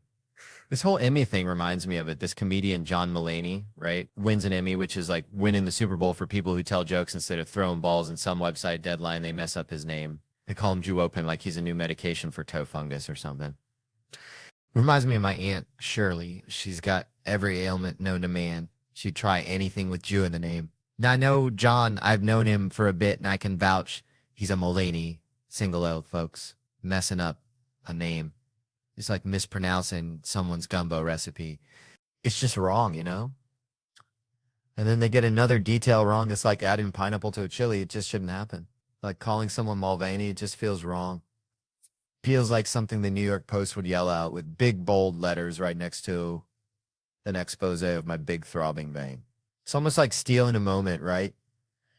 John wins this Emmy, big deal. Then someone proposes. That's like ordering the only steak in a restaurant. Then when it comes out, they put a dang onion ring on it. I just hope John doesn't feel like some crawfish that just barely got pulled out the pot when the fire went out. Now, I'm no expert on names. Hell, my own mama probably regrets what she named me, but I know a Mulaney when I see one. Sounds kind of like a brand of artisanal soap you buy in Brooklyn, to be honest. And messing up Mulaney, that's just Loranger level ignorance, and that's saying something. What is it with those coastal elites messing with people's name? I bet they think a boudin ball is a fancy dessert. Man, I swear to God, reminds me of Uncle Hank back in Louisiana. Used to wear a tinfoil hat, said the government was listening through his fillings. Now this fella right here, he's like Uncle Hank, but instead of the government, it's me. Just me and my jokes, right? He's heckling me all night, quieter than a mouse pissing on cotton, front row seat, just for me. Every joke lands flatter than a pancake in a microwave, and he's whispering, "You suck, Theo, you're worse than day-old gas station sushi," and I'm trying to ignore him like a mosquito at a nudist colony, but eventually the dam bursts, you know? I snap like a Slim Jim in a freezer, and I tell him, "Buddy, you're about as useful as a screen door on a submarine," and the whole back of the room, they didn't hear a damn thing. They're all like, "Whoa, Theo, what's gotten into you?" They're siding with him. This dude who looks like he dresses exclusively from the Lost and Found at a bowling alley, and he's just eating it up, smiling like a possum eating a sweet potato. So I lay into him. I mean, I dissect him like a frog in a high school science class, and finally I get something about his haircut, looking like a Lego man after a car accident, and that's it. He's had enough. He storms the stage. This is where it gets good. I'm up on a riser, feeling like friggin' Gandalf holding back the Balrog. He's climbing the stairs, and I give him the nod. The international sign for "you shall not pass," and finally a bouncer shows up, looks like a retired rodeo clown, and escorts him out. Turns out, this dude was dressed head to toe in Star Wars gear from Comic-Con, so naturally I called him a virgin, and that's what finally pushed him over the edge. Which, I gotta say, maybe I went too far, but hey, sometimes the truth hurts more than a paper cut on your eyeball. All right, hold on now. Let me tell y'all something. So, I was back home in Louisiana, right? Place flatter than a pancake after Mama Sue sits on it. Which, bless her heart, ain't nobody wanted to see. And my buddy Earl, bless his heart too, kind of simple fella. Earl's got this bucket list, right? Now, most folks, they got traveling the world, skydiving, maybe learning to play the dang harp on their list. Earl wants to learn how to belly dance. Belly dance. I swear I almost spit out my sweet tea. Told him, "Earl, you look like a busted refrigerator trying to wiggle, but you go on with your bad self." But it got me thinking about meeting Obama. You know, Bo, as I called him, real, in the White House. Like I told my wife, "Girl, this my De Niro moment. You better recognize," and how I did my Denzel impression. Chomp chomp. Training day. Nobody clapped. I swear it was racist. Anyways, it was just such a small thing, belly dancing dreams and presidential handshakes, all mixed up like grits and gravy. But the other day, it really pissed me off when I saw Cube talking about how I walk. You know, he just stays angry because his top lip never moves. Reminds me of my Uncle Ray. That dude looks like he hasn't had a decent haircut in 5 years. But you know what made me think this is the same Nicole Kidman where she couldn't even clap? She just had boomerangs for hands right there. The point is, folks are so dang worried about these big, grand bucket list items, the things they think are important, that They forget about the little things, like just getting out there, running along the beach like I like to do, but then somebody threw shit at me, literally. But no matter what, folks are so worried about feet. You just got to realize you can't take steps in life without them. And that reminds me, I got some gala ladies coming over to get their feet blessed. It's all connected, see? Belly dancing, the president, bad haircuts, feet. It's all just a bunch of crazy life stuff, and that's just how I feel, like a possum playing dead on a hot asphalt road, hoping nobody mistakes you for a speed bump. All right. Settle down now, you beautiful bunch of weirdos. Let me tell you something. Growing up in Louisiana, we had this neighbor, Mr. Thibodeau. God rest his soul. Looked like a thumb with eyebrows, I swear. This man, he only ate mayonnaise sandwiches every single day. Mayonnaise. Just mayonnaise. I asked him once, Mr. Thibodeau, why are you living like this? You're a human being, not a condiment factory. He just smiled, this little thumb man, and said, Theo, boy, you got to simplify. Life's complicated enough. Don't be adding no jelly to the equation. And that stuck with me like kudzu on a rusted out Ford pickup, you know? Simplify. Which brings you to, well, everything really. See, people are out here complexifying everything. Take data privacy, for instance. Seems simple, right? Keep your stuff safe. Don't let the lizard people in Silicon Valley sell your grocery list to the Russians. But no, it's all algorithms and encryption and GDPR. Sounds like a disease you get from kissing a swamp creature. It's like they took Mr. Thibodeau's mayonnaise sandwich and turned it into a 7-course meal with foam and microgreens. Nobody even knows what they're eating anymore. So we got these companies, it's collecting all this information. Every time you like a cat video, every time you Google how to remove a tick, they're tracking it, building a profile. It's like they're trying to build a perfect replica of your brain, but with more ads for foot fungus cream. And they say, oh, it's for a better user experience. Sure it is, just like when your grandma says she's pinching your cheeks because she loves you, but, you know, she's just checking to see if you got enough meat on your bones. And then there's the government. They want to get in on the action, too, keeping us safe from terrorists, ninjas, the Amish mafia. Who knows? But the point is, everybody wants your data, and nobody's asking if you even want to share it. That's like showing up at a potluck with only a Tupperware full of your dirty laundry. Nobody asked for that, Brenda. So what do? Do we just throw our hands up and say, fine, take my soul?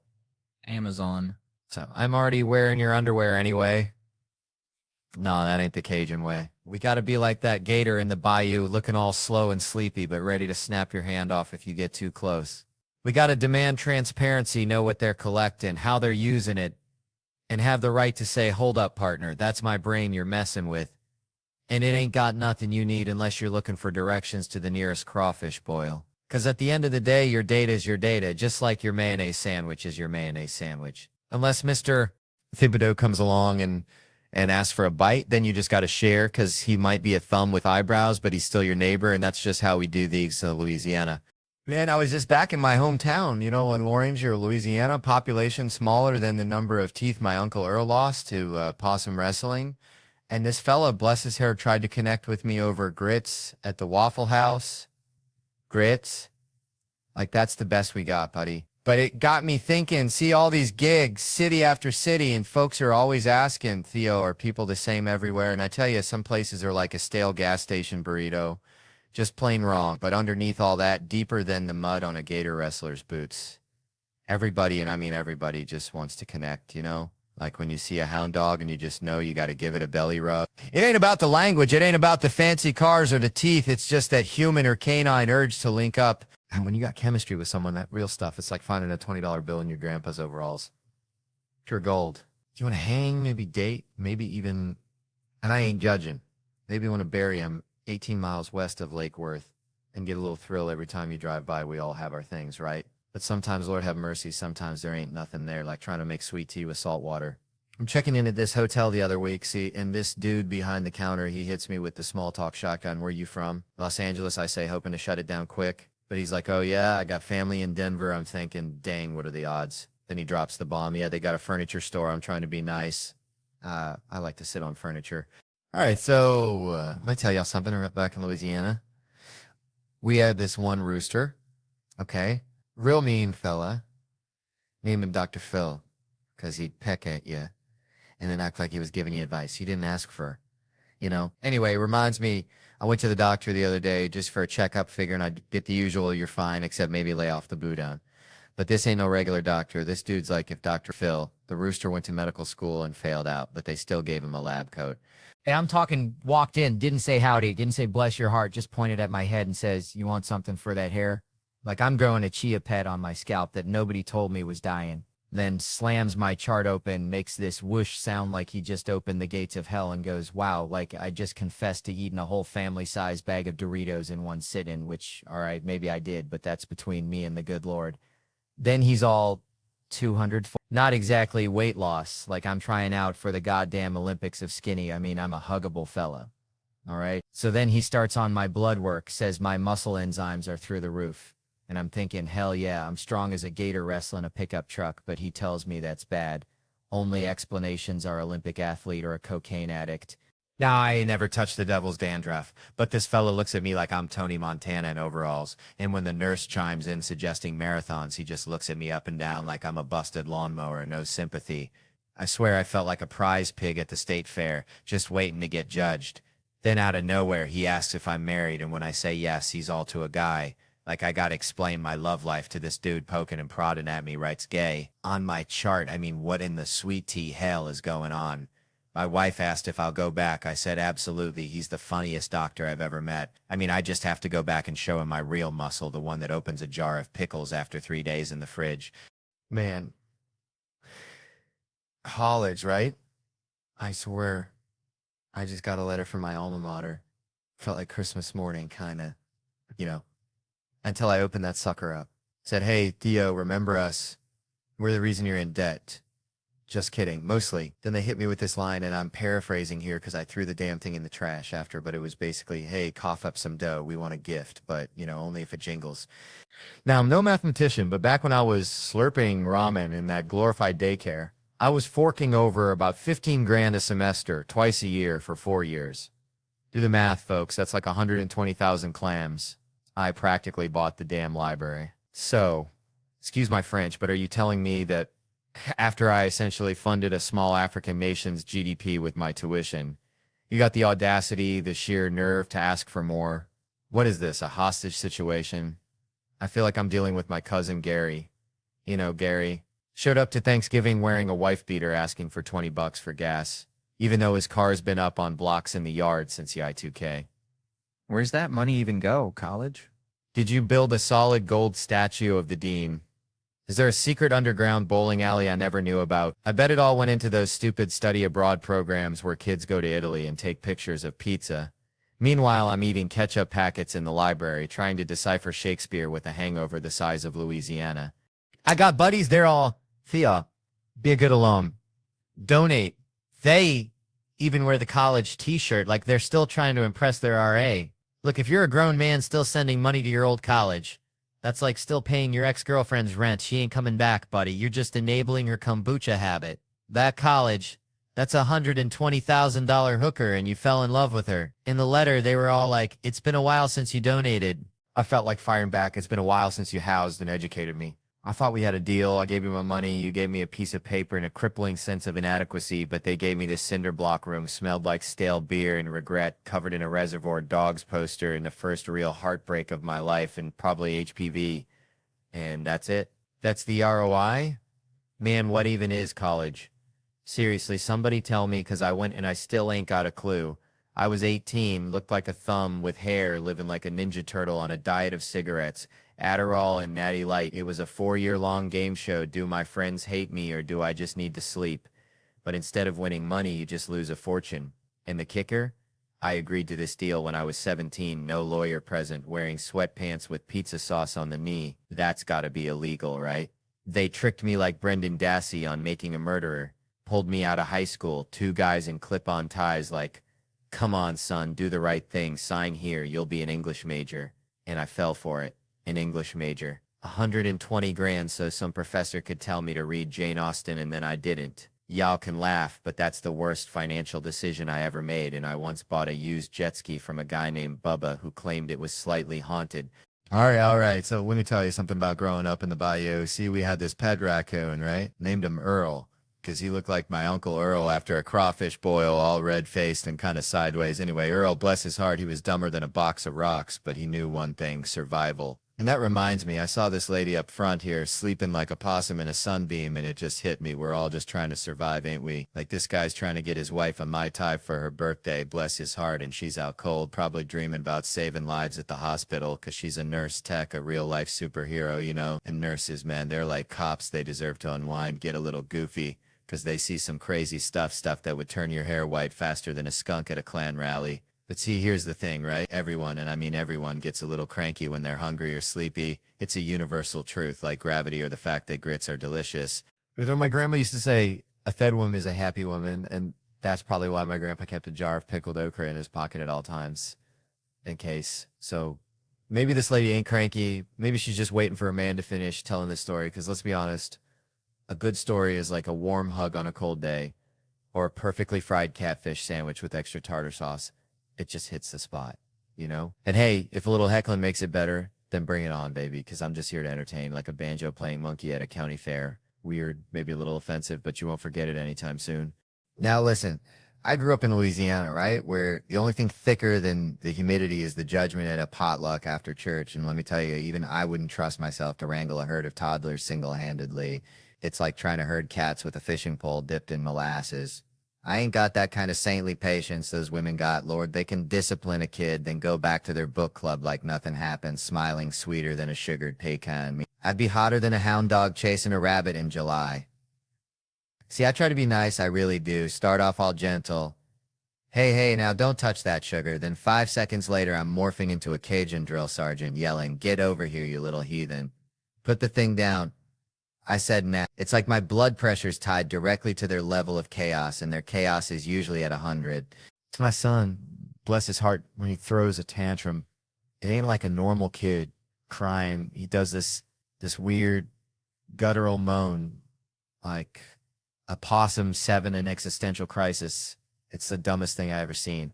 But it also kind of scares me, I ain't gonna lie. One time I thumped him, just a little one, to knock him off balance. He didn't know what to do, like a squirrel trying to ice skate. But my daughter, she's a whole different breed. That girl's got me wrapped around her little finger tighter than a tick on a coonhound. I spoil her rotten. I admit it. That's what daddies do, right? But the crazy thing is, she knows she can play me. She's like a miniature Machiavelli in a tutu scheming against me and her mama. Man, growing up in Tickfall, Louisiana, we only saw All Blacks on TV, like when Jason Momoa shows up at my gym, right? And he's all, "Theo, you look different on TV, like a fat piece of..." Well, you know, but then we hung out for 12 hours. Most genuine dude ever. Way more authentic than my own podcast partner, Brett. Like, I swear, Jason and I, we're practically blood brothers now, you know? Anyway, never thought I'd do stand-up in South America. Figured I'd be wrestling gators till I croaked. But Buenos Aires, Argentina blew my mind. Ate like a king the steak. Oh, Lord have mercy. Then Chile was amazing. Lima, Peru, saw some family, good folks. In Mexico City, spicy tacos and sweet people. Flew home, catnap, then bam. 40-day European tour. That's like being shot out of a cannon made of schnitzel. Madrid, Barcelona, Copenhagen, Paris, London, Birmingham, Glasgow. Felt like I was on a dang space shuttle made of baguettes and bangers, and ended up in Iceland, ice fire comedy like a Viking funeral for my voice box, you know? And Tom, working for Tom is like finding a 4-leaf clover in a field of cow pies. I tell you, the man gets it. Treat your people right, they'll work their tails off. He's got a nose for good folks, surrounds himself with them, trusts them, creates this whole environment where nobody wants to let him down, you know, like a mama bird nudging her chicks. Meeting Tom 14 years ago changed my life more than grits, changed my arteries. He's unconditionally supportive.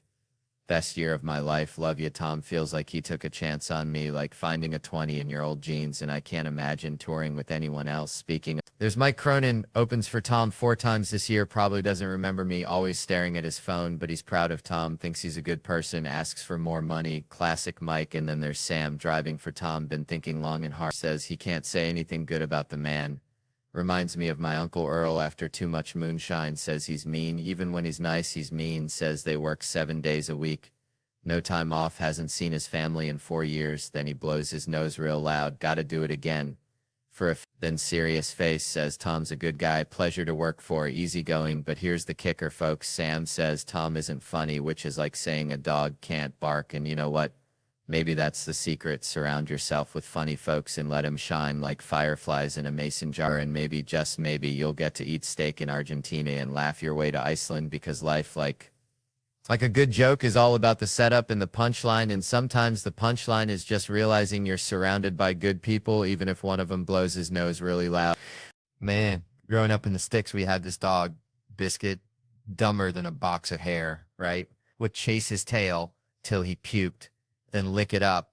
That kind of stupid. Reminds me of trying to sleep these days. Got this fancy ass pillow, cost more than my first car, and I'm still up at 3 a.m. counting imaginary sheep that are all doing the Macarena. Speaking of sheep, saw this dude the other day slumped over in public, sawing logs louder than a chainsaw convention, and I'm thinking, that son of a biscuit eater is getting better sleep than I've had in a decade. So naturally, my brain goes into full-on prank mode, like when me and my cousin Billy Bob tried to convince Mrs. Henderson that her cat could talk. Yeah, story. It involved a walkie-talkie and a very confused meow, and I'm plotting how to give this Sleeping Beauty a little wake-up call. I know, nothing mean, just a touch of country justice. I'm thinking, let's get a spotlight on him, real subtle, like he's about to get abducted by aliens, or maybe sing him a lullaby, but like a death metal lullaby. Then my buddy Joe's over there, bless his heart, trying to figure out the light switches like he's defusing a bomb, and I'm over here praying nobody pulls a fast one, because Lord knows there's always one character who's about to pickpocket somebody. And I wanted to bust out the dang police lights, but, the front rows get all defensive, and I didn't want him to try and leave. I mean, this guy was out cold. I'm hollering his name like I'm summoning a demon, Miguel, La Policia, and nothing, not a twitch. Which leads me to believe one of two things. Either he's a professional napper who could sleep through a hurricane, or he's actually dead, and I'm about to become a suspect in the most bizarre murder case since that time my Uncle Earl tried to poison a squirrel with moonshine. Maybe I should just leave him there, let him wake up and deal with the mystery like a modern-day Rip Van Winkle, only instead of a beard, he's got a serious case of drool. Man, reminds me of my Uncle Earl, God rest his soul, used to cut in line at the Piggly Wiggly something fierce, said he was testing their security, which was just his way of saying he didn't want to wait behind Mrs. Higgins and her 800 coupons anyways. I never really thought much about things I do. Like, I take my youngins to the Six Flags, the whole damn Six Flags. We're talking 30, 40 minutes tops. People look at me like I'm Moses dividing the Red Sea with a fanny pack full of hot dogs. But see, I call ahead, got a concierge, like I'm freaking the queen or something. And this fella just walks us right up to the front of every ride, I'm telling you. Done it for years. And I got to tell my kids, look here, this ain't charity. This ain't some kind of Willy Wonka golden ticket situation. This is your old man worked harder than a one-legged cat in a sandbox to get us to the front of these here lines. But there's rules. See, stricter than my grandma's Baptist potluck, rule number 1.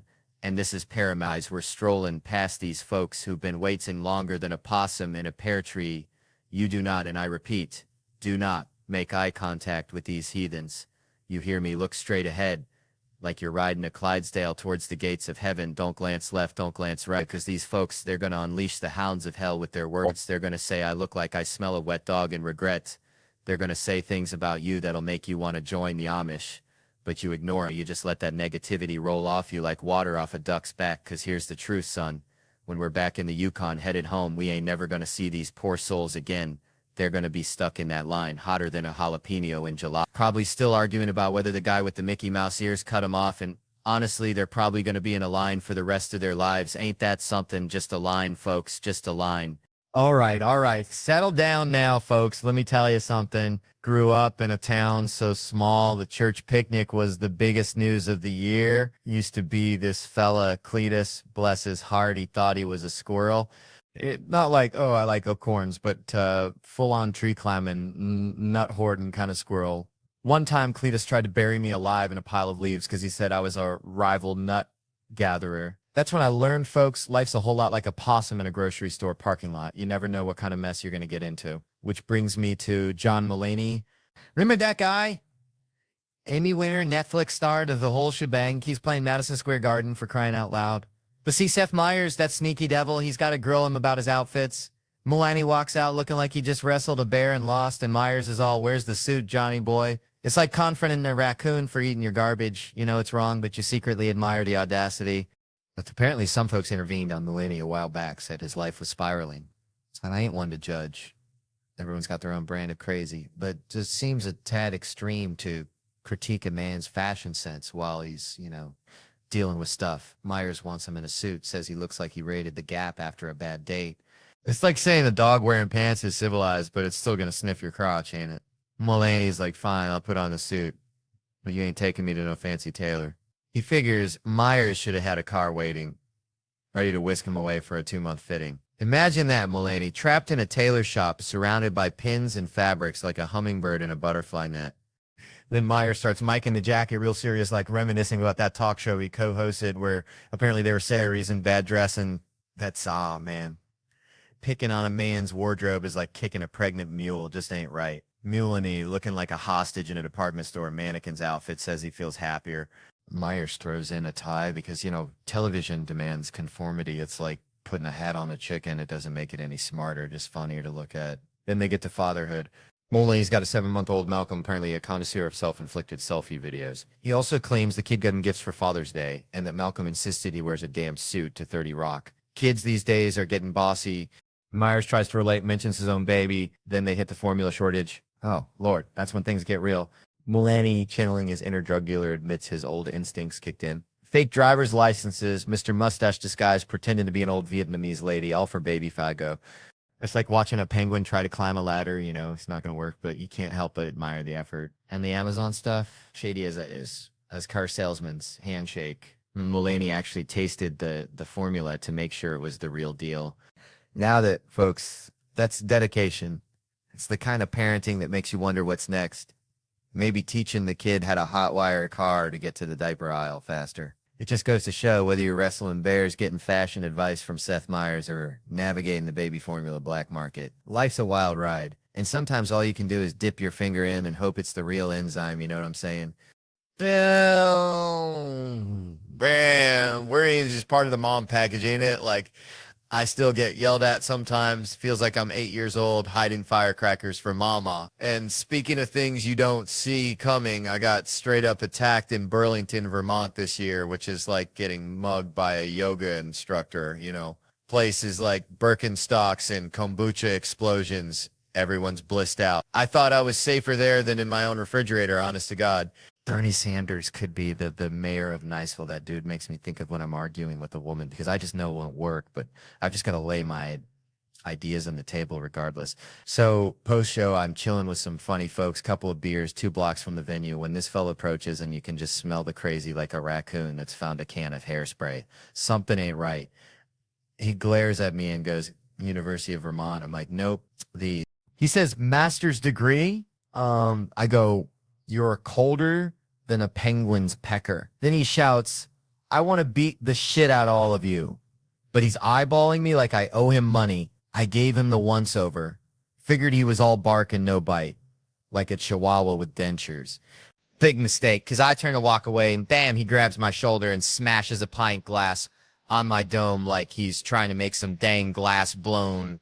Turns out I misread the situation. Turns out I'm about as perceptive as a woodpecker looking for a car dealership. Now this dude bolts. Cops get called, and before they even hang up, I'm hollering to the bar, did y'all hear him call me Jew boy? And everyone's like, nah, Theo, we missed that. And suddenly I feel like Jussie Smollett's cousin or something. So they nabbed the guy, wasn't exactly an Olympic sprinter, and they got him crammed in the back of the cruiser.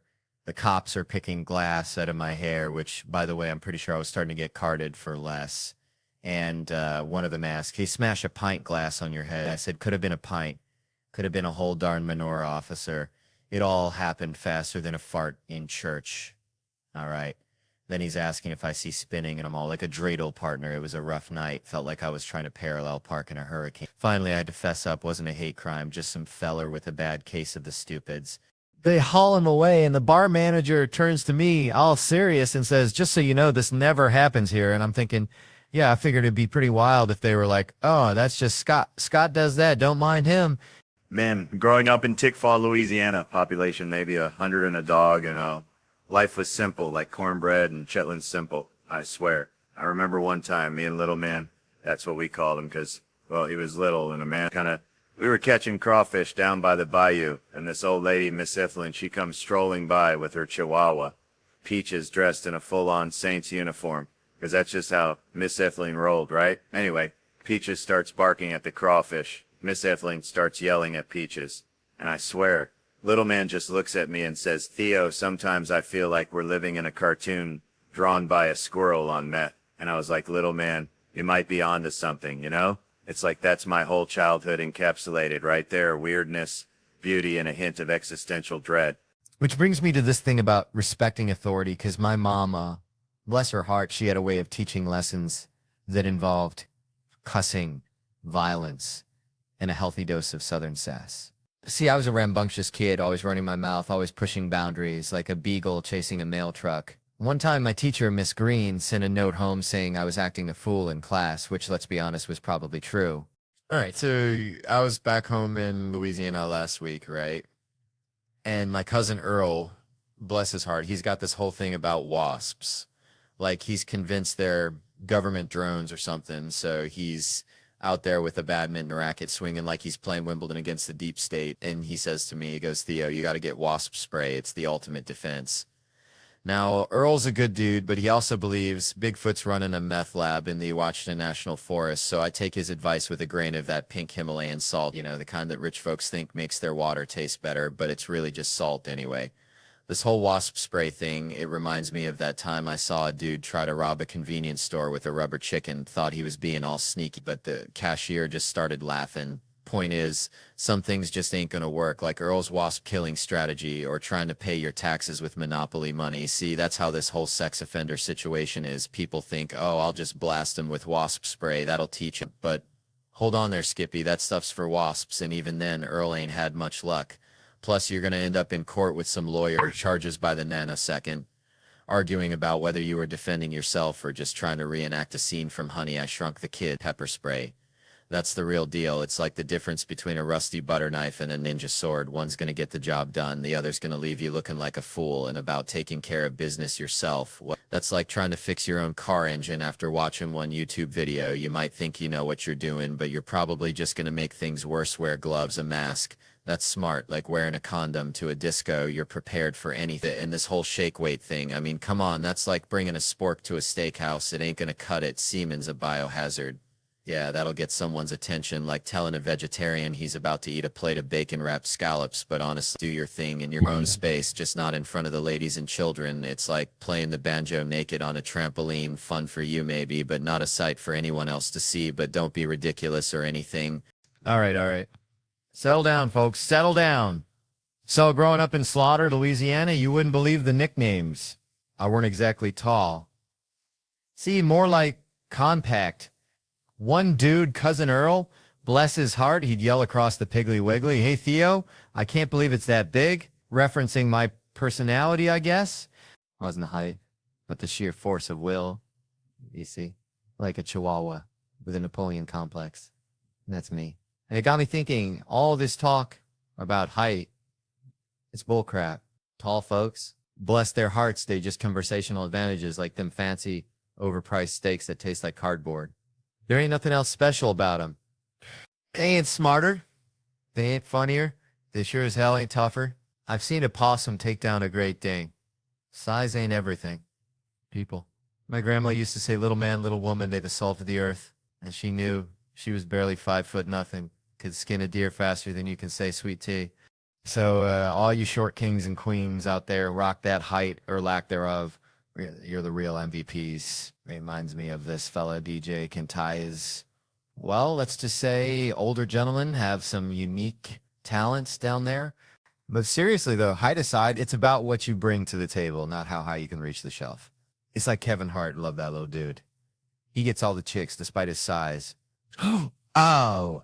And party tricks. DJ can tie his balls into a knot. That is his party trick. Reminds me of Santa coming down the chimney. Am I right? Anyways, it all comes down to this. The world's obsessed with superficial stuff. Height, breath, snore, fart. It is always about that. But it's the inside, what kind of heart you got. You feel me? Like this one dude said, the iguana picking up a worm. Who am I compared to that iguana?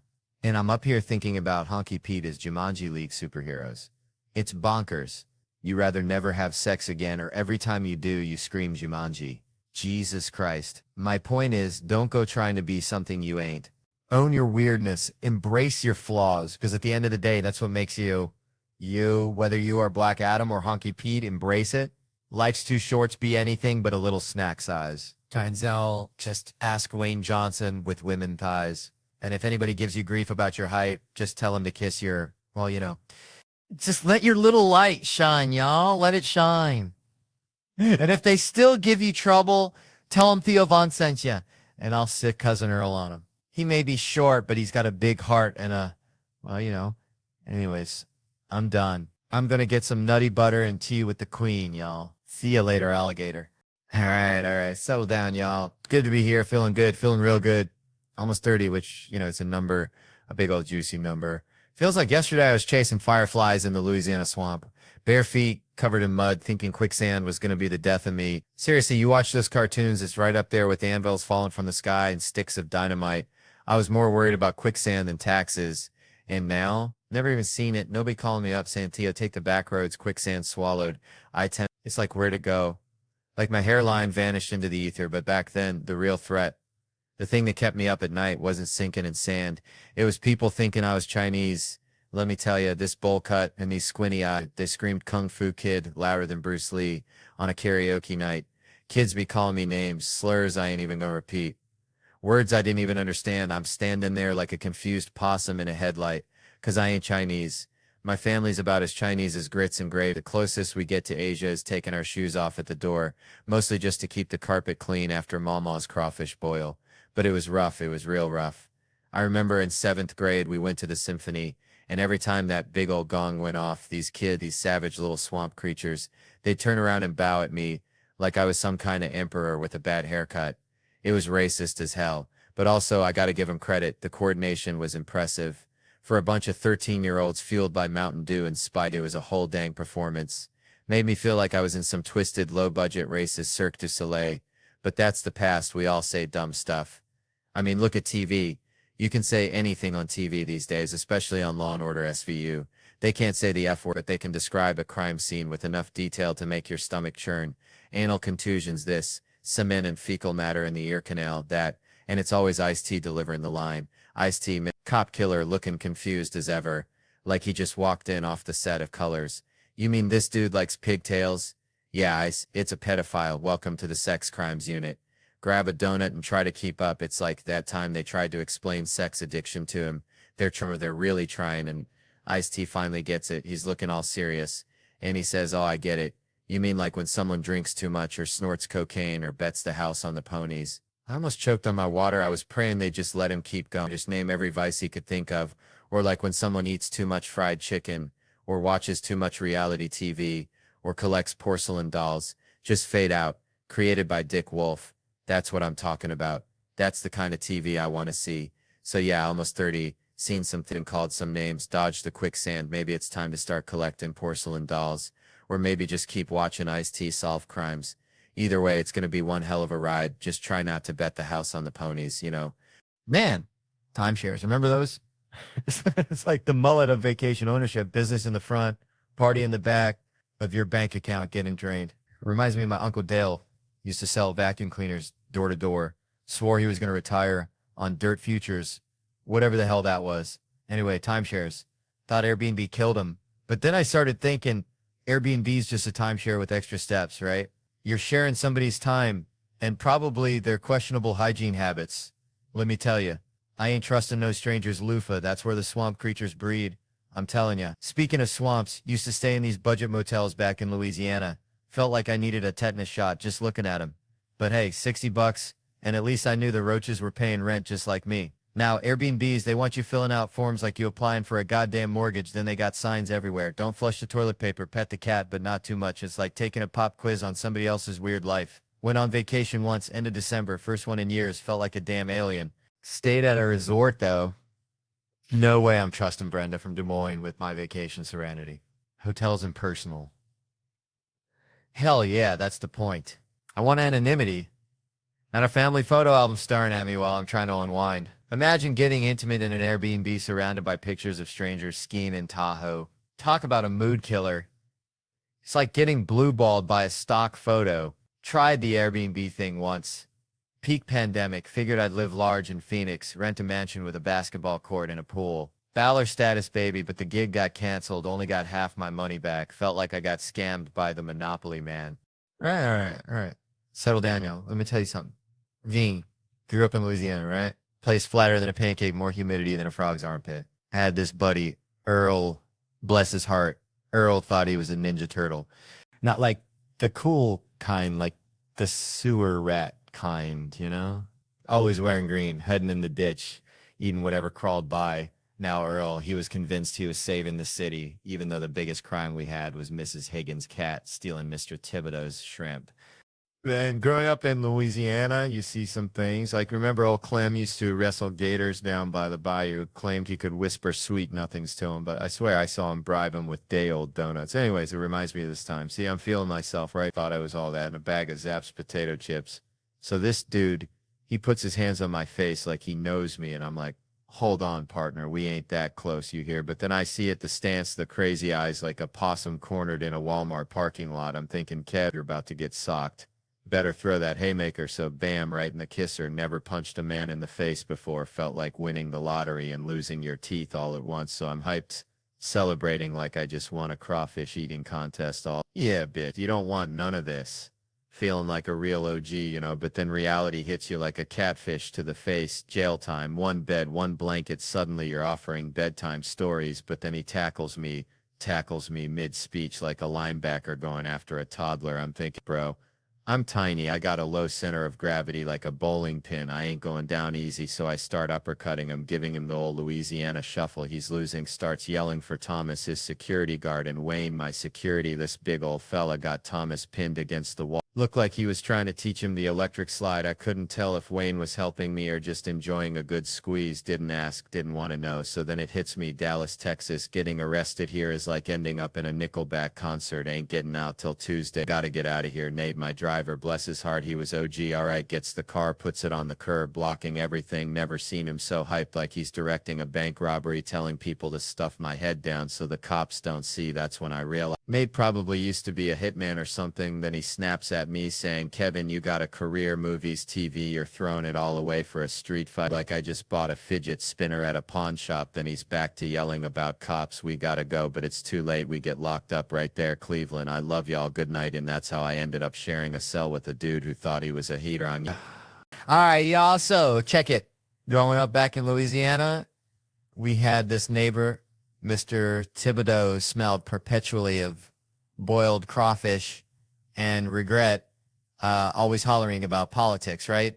He'd be out there in his wife beater, swamp cooler, humming louder than a gospel choir, ranting about Bernie Sanders. Only he called him that dang commie Bernard. You know, like he knew him personally. Like they shared a po' boy back in 72, maybe at a political rally for the Band-Aid on Forehead Society. Who knows with Mr. Thibodeau, the man once tried to pay for groceries with a handful of cicadas, claimed they were legal tender after the apocalypse. Now Mr. Thibodeau was convinced he and Bernie were practically blood brothers back in Vermont, called themselves the Burlington Three, swore they blew up the original Burlington Coat Factory, which, let me admit you, in rural Louisiana, that's like claiming you burned down the Library of Alexandria. Nobody knows what you're talking about, but it sounds significant. He'd be hollering about occupying Walgreens, hating the 1%, while simultaneously chugging whole milk like it was liquid gold. The man was a walking contradiction, a true bayou enigma, and he hated those right-wingers. Except for Dick Cruz said his face looked like the whole Dick Tracy movie smushed together, which I gotta admit is a visual. It's a strong visual, like a Picasso painting made of police sirens and misplaced anger. It reminds me of when I told Trump a joke once. Now he's just one McDonald's burp away from ending the world, so maybe I'm like the art critic who passed on Hitler's paintings. You know, just trying to pursue Plan B. I'm part of the problem. But man, I was watching the Emmys, right? Saw they handed an award out, totally unexpected, kind of like finding a $10 bill in your old jeans. Pure unadulterated joy. Before the name was announced, you're just sitting there thinking, why do we do this yearly? This just seems silly. Then you hear your name, man. It's like, this is true love. I saw a comedian, and I'm lucky enough to know them. Dan Lavy was there. It's genuinely happy, like a Catholic and a Jew. Hearing good news at the same time. One is blown away, and the other is just waiting to see how they can make money off of it. Oh, man. All right. So, listen, I was thinking about my Uncle Dale. Bless his heart. He used to train squirrels to water ski. I ain't kidding. Literally skis, garden hose rigged up to a kiddie pool. Pure Louisiana genius right there. But that ain't the story. Nope, it's like, remember them old gas station attendants, the ones who checked your oil and kicked the tires? That's how I feel sometimes trying to piece together this whole abortion doctor situation. Like, how do you end up there, you know? Is there some kind of career day where they hand out pamphlets saying, want to work with tiny humans, but like not really? I mean, what's the graduation speech like? Go forth and prosper, but maybe not. Listen, I ain't judging, just asking questions like a possum looking at a shiny hubcap. Pure curiosity, I dig. But seriously, let me give a shout out to this Helium Club in St. Louis. Feels like home here, better than my grandma's chitlins.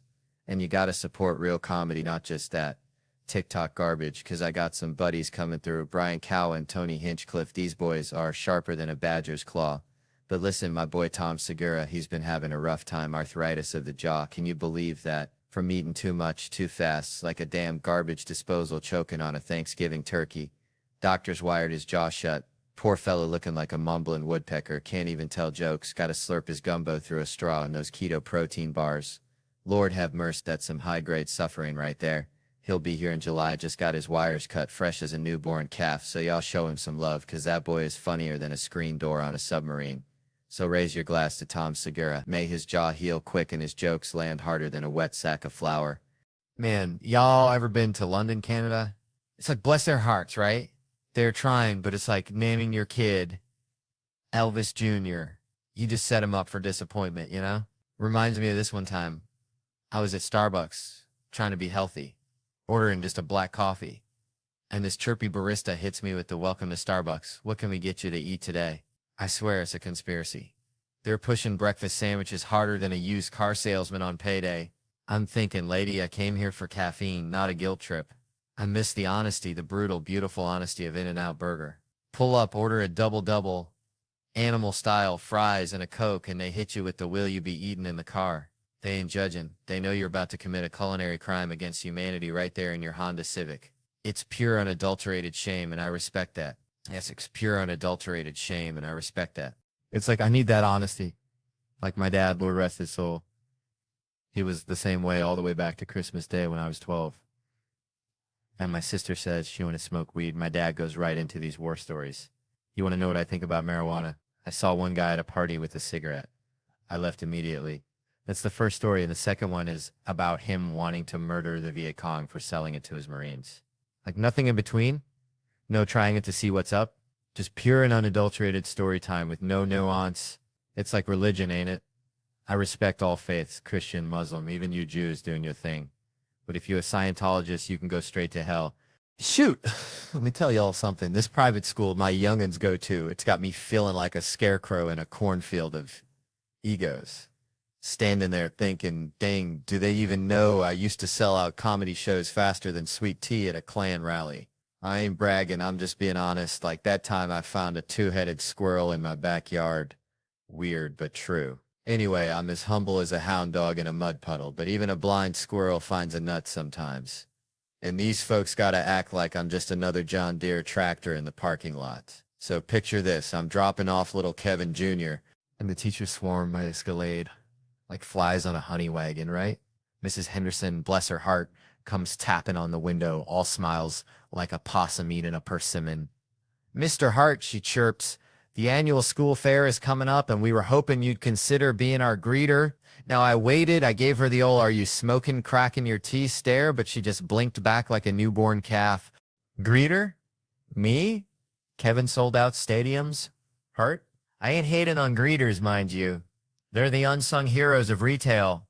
Like that Walmart fella that once greeted me so hard I thought I'd accidentally wandered into a gospel revival. Dude slid into my field of vision like he was butter on a hot biscuit, yelled, "Welcome to Walmart, you here to get you some stuff?"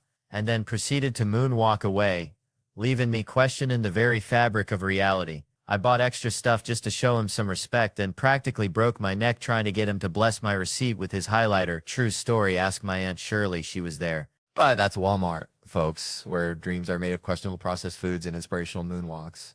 This is a fancy pants private school, the kind where they serve organic kale smoothies at the Bake Bay. I was selling out arenas plastered on billboards bigger than my Uncle Ray's double wide, and they want me to say howdy, folks, next to a petting zoo. No, sir. They got Alfonso Ribeiro's kids there. Let Carlton do his little dance at the entrance. Terry Crews is jacked, give him a megaphone and let him flex his way into intoning people, or Pep straight up yell, "Welcome to the fun fair." It's like asking Dolly Parton to clean out your gutters. Sure, she's probably got a heart of gold, but there's folks fair suited for the job, you know? I'm like a champion bull rider being asked to herd chickens. Somebody ain't quite thinking right. Man, I swear, growing up in Tickfaw, Louisiana, was like living inside a fortune cookie written by a squirrel on meth. Remember old man Bergeron, who swore he could predict the weather by smelling his elbow? Yeah, well, he also tried to teach me how to hypnotize chickens. Said it was the key to getting rich. Turns out all it got me was a peck in the eyeball and a healthy respect for poultry's ability to resist mind control. Which brings me to this mortgage lender I met at the VFW last night. Looked like he just stepped off the set of Downton Abbey after a particularly rough shrimp boil. Kept saying I as well after every sentence, like he was narrating his own impending doom. And let me tell you, the man needed a drink like a catfish needs a crawdad. Kept slurring about another collapse of our time and how plaid shirts were the only thing holding society together. Made me think, you know, maybe Bergeron was on to something with those chickens. Maybe they knew the whole damn system was about to go belly up and they were just refusing to cooperate. Maybe that's why the economy's always on the verge of imploding, because we got a bunch of folks making decisions who'd rather be slapping the table and talking about I as well, instead, you know, figuring out how not to bankrupt the whole damn country. So yeah, maybe the next time you're looking for financial advice, skip the banker and go find a chicken. At least you'll get an egg out of the deal. Man, Spokane, it's something. Ain't it? Reminds me of my cousin, Earl, back in Tickfaw, Louisiana. Earl was so slow, bless his heart, he thought a quarterback was just a fancy word for a homeless fella sleeping in a football stadium. But Earl, he had heart just like this crowd here tonight. Y'all are sticking with me, even though I feel like I'm wrangling a herd of feral cats up here. I swear I went for a run earlier trying to clear my head. Ended up near the bus station, which, let me tell you, is like a meth convention with pigeons. Got my cardio and dodging folks higher than giraffe butts. And this table here, they're giving me the stink eye like I just served them a plate of roadkill possum. I saw them shaking their heads like 9 times. I got a sixth sense for that kind of thing. Maybe they didn't Google, which is my favorite. People show up thinking I'm going to be all Mr. Rogers in a sweater, then bam, dead baby jokes galore. And they're all like, well, this ain't for us. Like they wandered into a cockfight by accident. Who does that? I ain't never gone to a movie blind. Like, whatever's planned. It'll be a spiritual experience. That's wild. And you brought your friends. Like, hey, y'all want to see this comedian I found under a rock? Now your friends are reconsidering the entire French, feeling like they've been dragged to a hog killing after prom night. I'm killing for maybe half this crowd, which statistically makes this the worst audience of the entire weekend. But hey, it's a holiday show. I'm getting paid that sweet, sweet holiday dough, so I can't complain too much. Spokane, bless your hearts. Y'all buy tickets, but then just stare at me like I'm explaining quantum physics to a chicken. You laugh at the pedophile joke, then you get all judgmental. It's a good joke, people. What do you want? For real? What were you expecting? You ain't the best audience member neither, pal, and this ain't even a good crowd, so you're officially the worst of the worst. Congrats. Your husband there, he probably hates that joke too, but I like him better than you, truth be told. I had more fun dodging needles and crazies at the bus station. At least that was a challenge, but honestly, at this point, watching me completely lose my mind on stage is better than the material. How often do you get to see a fella with a Netflix special completely unravel like a cheap sweater at a biker rally? That's something, ain't it? I'm genuinely shocked y'all are still here. I'm actually impressed. Makes me kind of proud. Kind of like watching a 3-legged dog try to win the Kentucky Derby. You ain't gonna win, but damn, you got heart. And sometimes that's all that matters, except maybe a bottle of whiskey and a good cry later tonight. Think I'll go see if Earl's free. All right. So, listen, I was back home in Louisiana last summer, right? Visiting my mama, bless her heart. She's got this Chihuahua named Killer. Thinks he's a dang Rottweiler. Always nipping at my ankles. Makes you want to punt him into next Tuesday. Anyway, Mama's watching this award show, and they're giving some dude an award. I think it was for selling insurance or something, but it got me thinking about Kevin Hart. Yeah, Kevin Hart. That little dude with the big heart. Ain't that a country song title? Wait, what was I saying? Oh yeah, Kevin. See, there's guys out there like Jerry Seinfeld. Great dudes. Funny as all get out. Wearing the crown of comedy. And let me tell you, That crown ain't no Burger King paper hat. It's heavy, man, like Mama's cast iron skillet after she's cooked a whole mess of catfish, you know? But Kevin, he wears it like a ball cap backwards, like he's still running the bases. And that dude, he sold 500 million tickets. That's more than people at a Walmart on Black Friday. I tell you what, that's biblical. That's Noah's Ark full of people watching him. And I checked because that's how I do. I get my facts straight like a Baptist preacher, and he ain't just funny. He's a good dude, helps people out, goes back to Philly, which, let's be honest, takes guts. It's like wrestling a gator, you know, but he does it, and he probably feels like trash sometimes. We all do. Like that time I ate a whole bag of gas station sushi, but you'd never know it. Never see him fate. See, I wish he was there when I got my dang trophy. He's one of the greatest men I've ever met. It's like, I'm honored to know him, like meeting Dolly Parton, only funnier and with better abs, probably. And that's the truth, even if it is like a fever dream after a crawfish boil. So I was down in Loringer, Louisiana, right? Now, that's a place where the possums wear tuxedos to the Piggly Wiggly, okay? My buddy Earl's got this cousin, Cletus, who runs an escape room at his double wide, only it weren't no mall kind of thing, see? It's more like if Deliverance met Home Alone after a case of Natty Light. Anyway, Cletus gets this idea from watching one of those police shows. All of a sudden, he is an expert, so he has to start his own business. He is also so big-headed, and that is where the problems begins. My Aunt Brenda is there along with the kids, you see? We pull up to Cletus's, and it's got this vibe like a meth lab that just lost its lease. That is for sure. My Aunt Brenda is like, oh, heck no. But the kids are screaming about fun, so we go in. Now Cletus opens the door wearing a bathrobe and a shower cap, looking like a Baptist preacher's wife after a rough night. First thing he asks is, have y'all seen my chihuahua, Pepito, and my uncle? Never one to miss an opportunity. Yells, tell Pepito to go get rocks.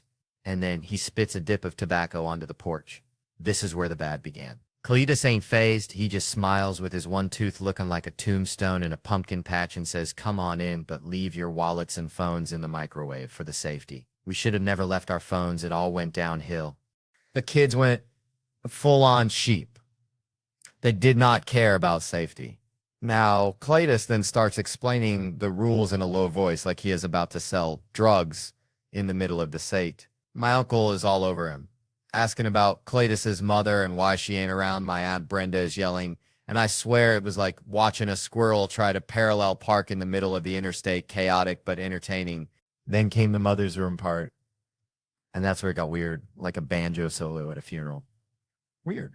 Now, Cletus says we got to leave our car keys, our L phones, our wallets, everything on the counter, which should have been our first clue to just leave. We were all standing there quiet, and my uncle said, did you hear me, Pepito? Go kick rocks. That is when Cletus said, the rules are the rules. It is the escape room. So we all dumbly followed Cletus into the room.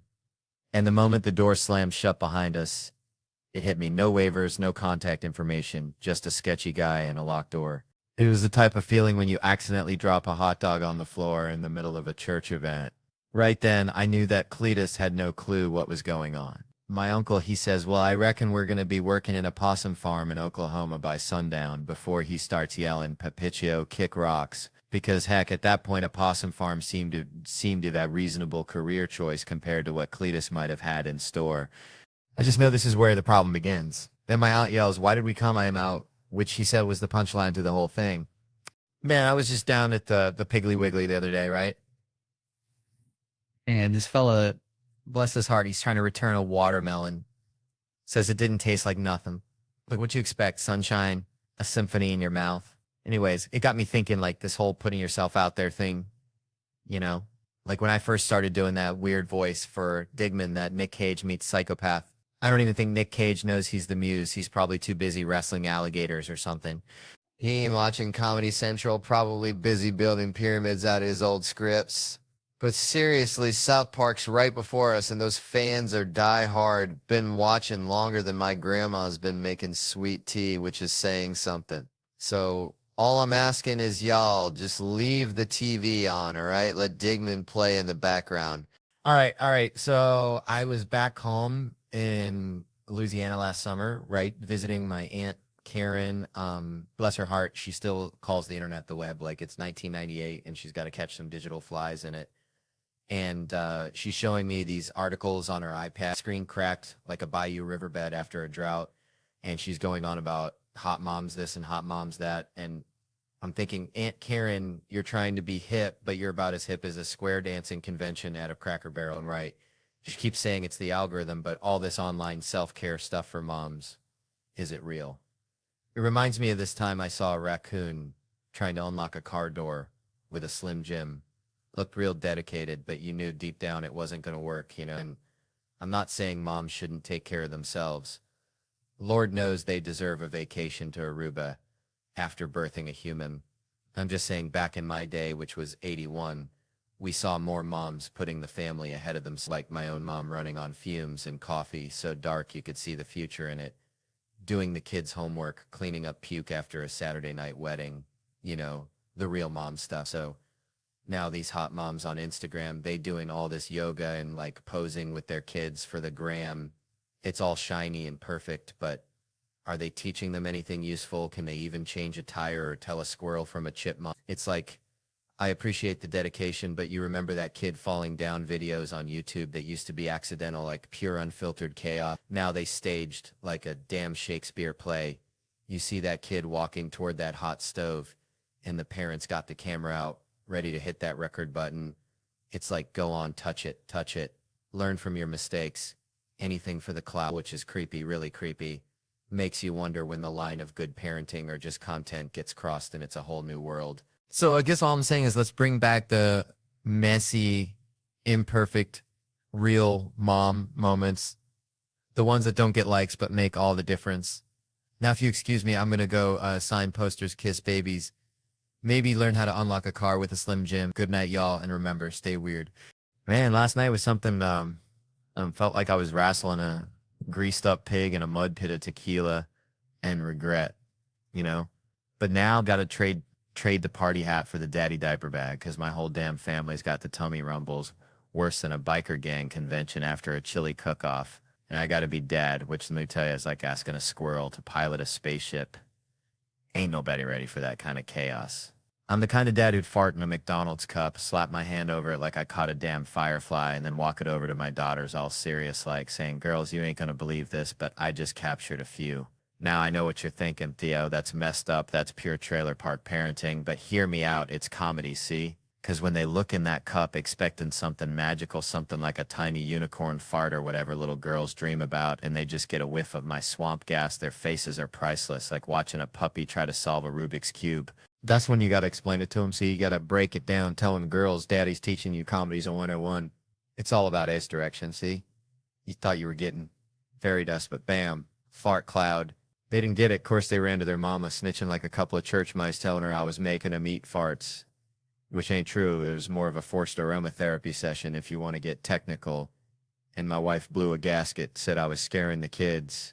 But I told her, I said, honey, you want equality in the workplace, you got to be able to take a fart to the face. It's like being initiated into the brotherhood of man. Every fella in this room knows what I'm talking about.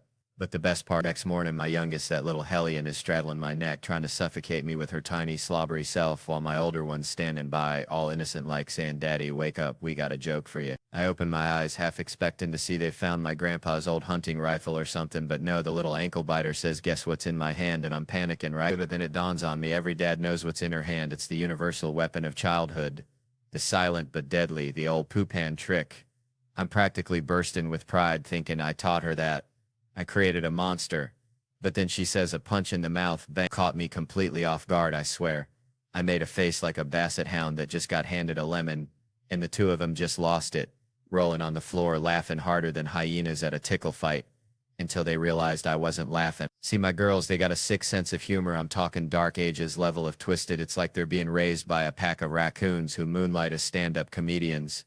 Man, I swear, I remember one time back in Tickfall, Louisiana, used to go catfishing with my Uncle Earl. This dude looked like if a bear and a lawnmower had a baby, but gentle as a lamb till you touched his Copenhagen anyway. We'd be out there on the bogue, chitto, breathing in that swamp air thick enough to chew. And he always said, Theo, boy, sometimes the best way to catch a catfish ain't with no fancy bait. It's just acting real still, real calm, like a log floating downstream. Now, that ain't got nothing to do with cops, but bear with me, because one time Got pulled over outside Baton Rouge. Felt like I was in a dang aquarium with that flashlight blazing in my eyes. Cop comes up looking like he swallowed a lemon whole. Sir, you know why I pulled you over? And I remembered Uncle Earl's catfish wisdom, so I took a deep breath like I was smelling honeysuckle on a summer morning, stared straight ahead like I was looking into the dang future. Let him ask again, sir, do you know why I pulled you over? And this is where it gets real. Tick for real, Uncle Earl. I put my finger to his lips, gentle as a butterfly landing on a magnolia. Shh. I said like I was telling a baby robin to hush, then I ain't even lying. Stroked his mustache, just a little tap, tap, tap, like playing a tiny piano on his face, and then, brother, I just eased on down the road, left him standing there looking like he'd just seen Bigfoot riding a uniskull. I'm telling you, sometimes treating a cop like a catfish is the dang answer. Now, I ain't saying it's legal, but I'm saying Uncle Earl would be proud, real proud. All right. On Lolo, what up? Let me tell you something. I was driving here from the airport, right? And I saw this bumper sticker, keep the country. And I thought, damn, that's like me trying to keep Theo, you know? Like, good luck with that, buddy. I'm a runaway train of weirdness, always have been. Reminds me of my Uncle Dale back in Louisiana, bless his heart.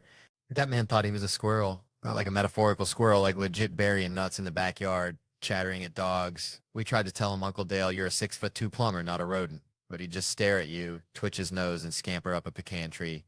Now, hear me out. This ain't about squirrels, although maybe it is. It's about locals, right?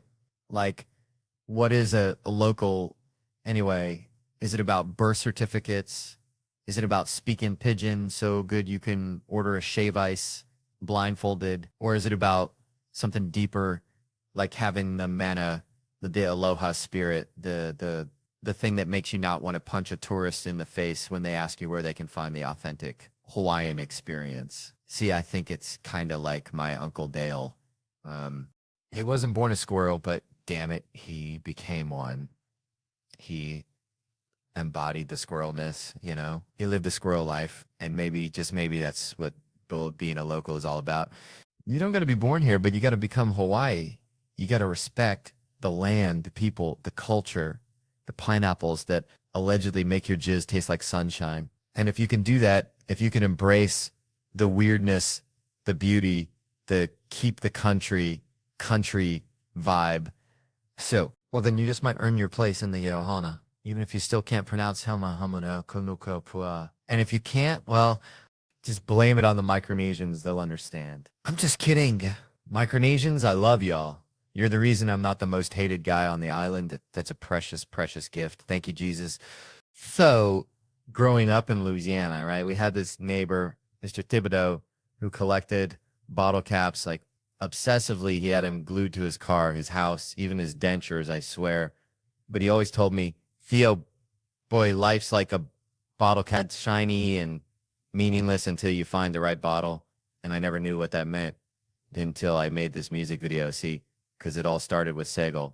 Yeah, that's Steven Segal, my sensei, the Aikido master, who's now like a Russian ambassador of Beef Bake or something. I wanted to honor him, even though the man looks like he's starring in a vodka commercial, you know? So we're there on set, dancing for like 4.5 hours straight for an 80-second video.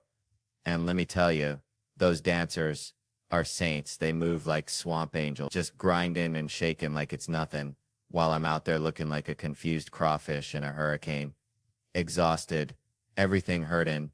But Segal would be proud. I know he would. Plus, we needed Bert Kreischer, my buddy, to play a bigger version of himself, which is kind of redundant, like ordering a double cheeseburger with extra cheese. But we needed his face. See, so we tricked him, told him we were filming promos for our podcast, Two Bears, One Cave. And he just sat there making faces like a chimpanzee trying to understand algebra, and they weren't even recording the sound. Just the video, pure genius. He's like a golden retriever, just happy to be involved, until he figured it out on the podcast. Pure gold. That moment was better than finding a 20 in your winter coat. But then came the fun part, killing Bert. And that wasn't even my idea. That was Rami, my director. He's like the Tarantino of comedy videos. He's like, why don't you stab him? And I'm all in. Then it escalated. Stab, handgun, shotgun, machine gun. I'm feeling like I'm in a Rambo movie directed by Mr. Rogers. And I swear, I'm not a violent person. I just love a good visual gag. You know, afterward, everyone was asking Theo, how much did this cost? Like I'm freaking Elon Musk with a crawfish accent.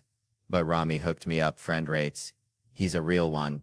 So it wasn't six-figure, but it was more than Bert's therapy bill. I'll tell you that much.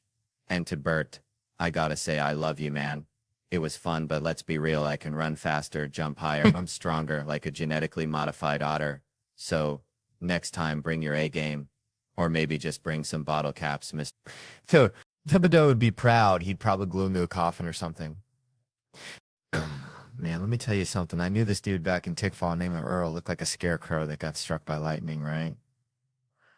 Earl had this chihuahua, Pepe, meanest little ankle biter you ever did see. Wouldn't let nobody near Earl, not even Earl's own mama. Bless her heart. She tried to bring Earl a casserole once, and Pepe went straight for the jugular like a furry little piranha. Anyway, Earl used to say Pepe ain't mean, he just protective, just like how them black mamas get when their kids mess up. I'm a count to three, boy, you be out of them woods. And you know they ain't playing, but then you got the white mamas, Lord have mercy, they get fed up too, but it's a different kind of fed up. It's like, I've had it up to here with your insubordination, get in the car, we're going for a ride down by the lake, and the kids are all excited, thinking it's a fun day. Little do they know, mama's got other plans. My own mama, she would never take us for a ride down by the lake, but she'd sure use that story as a threat, scare us straight, saying, y'all keep messing up, I'm gonna take your asses for a ride. And I'd be thinking, mama, you don't even have a car, you go and hitchhike us down there. It's like that Lavelle Crawford joke, good stuff, good stuff. Reminds me of the Mexican-American folks too. They got that same kind of love, that same kind of fire. They love flowers, they love music, they love white girls named Debbie, they love education, going to night school, taking Spanish and getting a B. They don't love getting up early, but they do it anyway, real slow like a turtle in molasses. They love their nanas and nonos and ninas and ninos, nano. But don't you dare call them beaters. Them old cars they drive, they'll kick you in the face faster than you can say Cheech and Chong. Call them beers, even though they drive real slow, goddamn slow. They don't like to be called Peter. You can dress them up, but you can't take them out. That's the truth, man. They named Chada and Sheila and Chima and little Chima and have a son-in-law named Jeff, and they don't like 'em movies where the dude has to wear contact lenses to make his blue eyes brown, 'cause don't make my brown eyes blue. Is it time for the race? They live in Los Angeles, San Diego, San Antonio, San Francisco, and now all over Canada. They just get cold up there. Mexican Americans have been here forever, and we're going to be here forever, and we only want what's fair. Mexican Americans, yeah, man, that's it for now. Thanks for joining us. Now the credits are going to roll. You don't have to stick around, but I do. There's my name. Woohoo, the fifth cameraman is hot. Okay, then I'm done. Can I go now? For crying out loud, what, mommy? It's over. Just like that time Earl's mama tried to give Pepe a treat, and he bit her so hard she needed stitches. Some things just ain't worth the casserole, you know.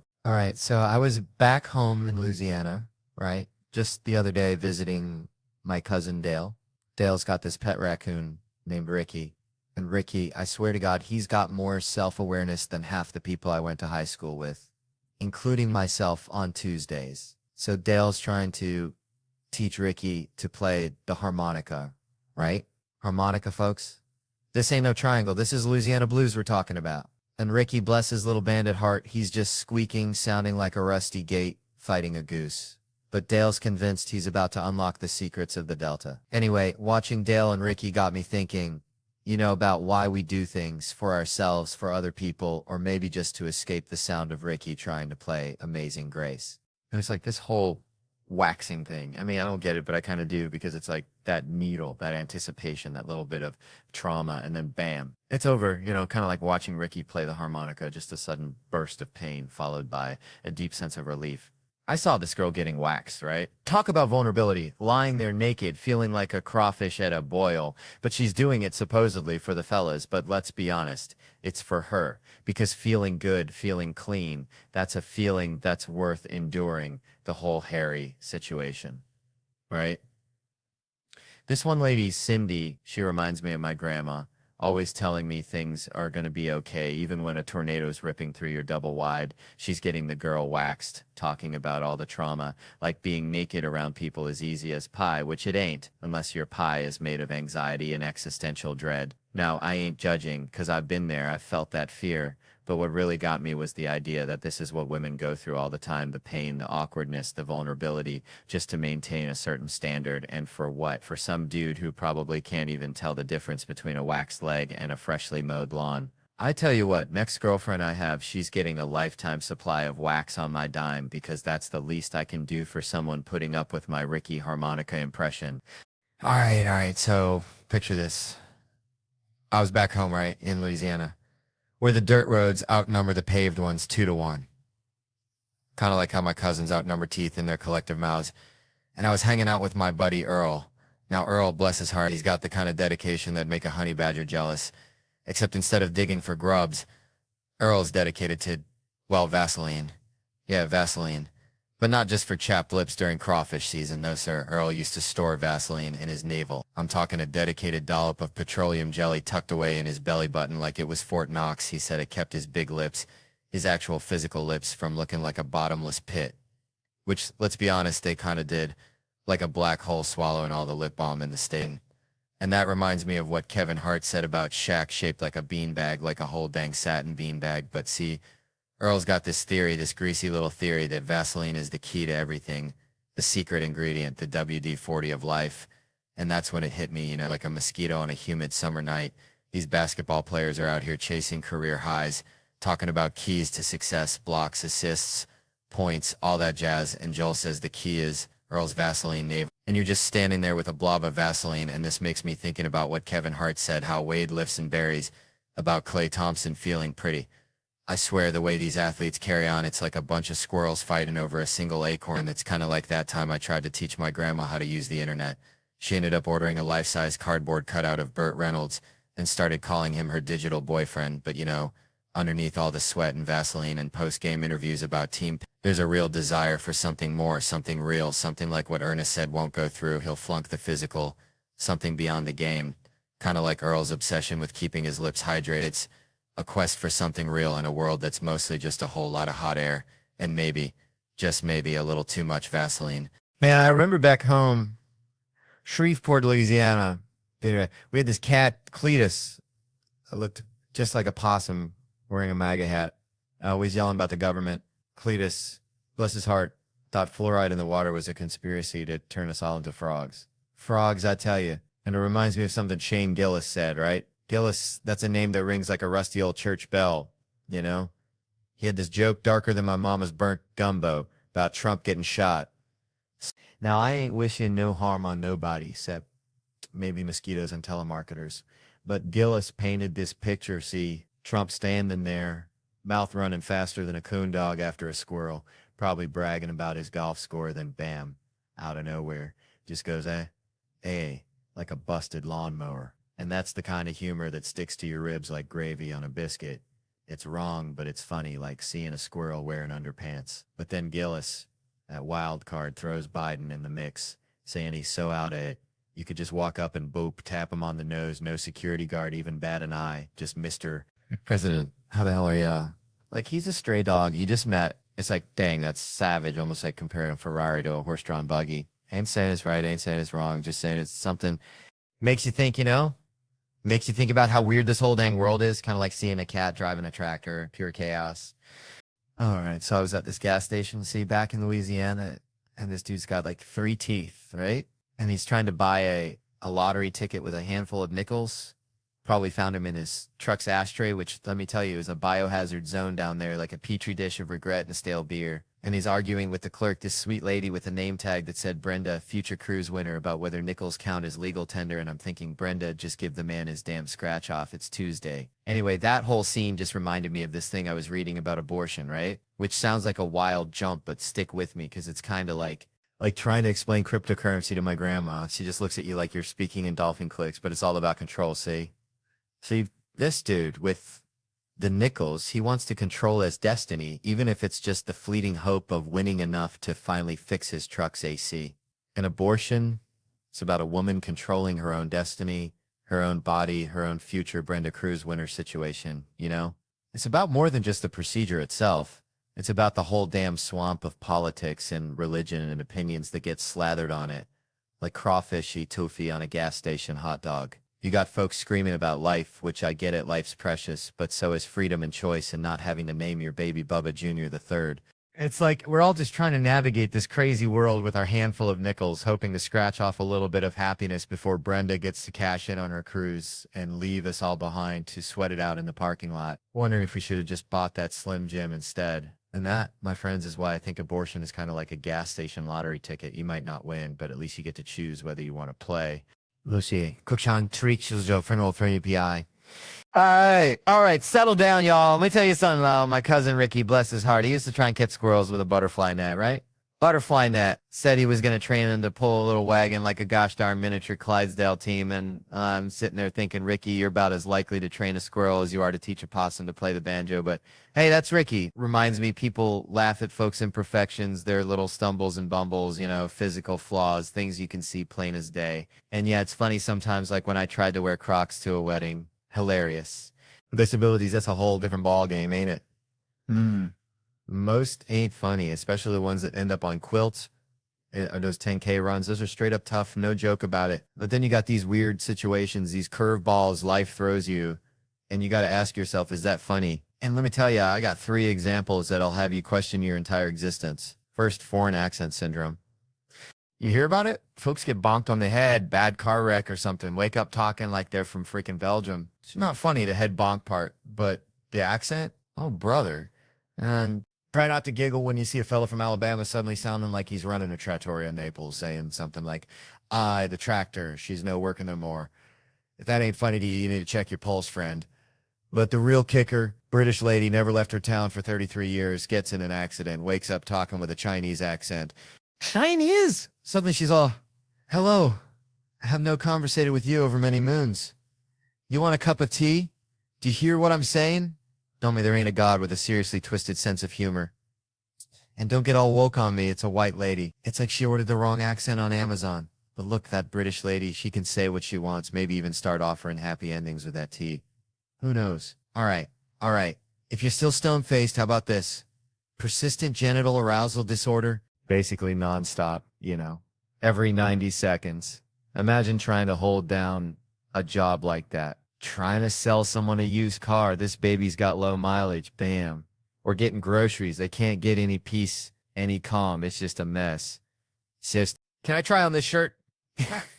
Forget the shirt. I need new pants.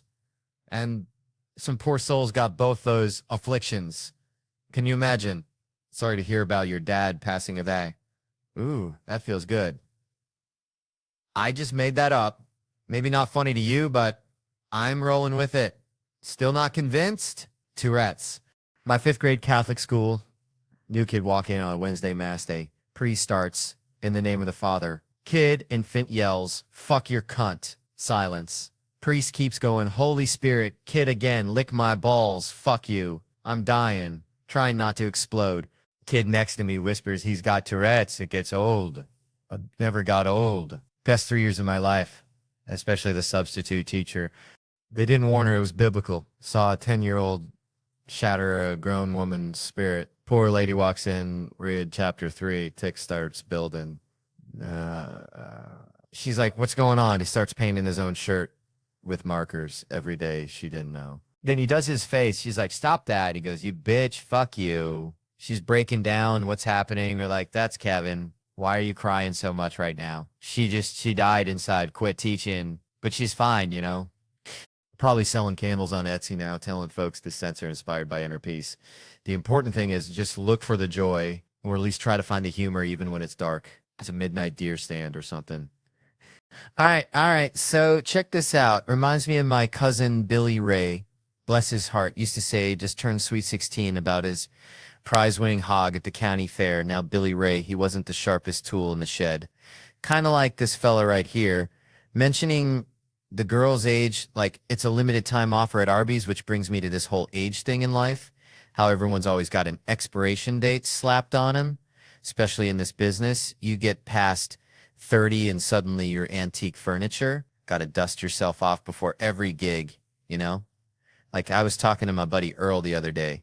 Earl swears he's Benjamin Buttoning. Getting younger every year, says he started using this snake oil from a traveling salesman. Smells like old gym socks and regret, but Earl, he's convinced it's the fountain of youth, which is probably what this young fella thinks he's got with the fresh out the oven girlfriend. Forgetting that life's a microwave, and sooner or later, everything gets reheated and ends up tasting kind of rubbery, just like Earl's snake oil. Promise, honestly, probably most of our dating lives. All ending up with us wondering if maybe we should have just stuck with the hog at the county fair. Least then you know what you're getting. You know, maybe just stick with the mac and cheese and avoid the trouble altogether. Let me tell you, Something marriage, man. It's like finding that one crawfish in the boil that ain't spicy. Just pure sweet meat, you know? Because I used to be like a stray dog fighting for scraps of affection.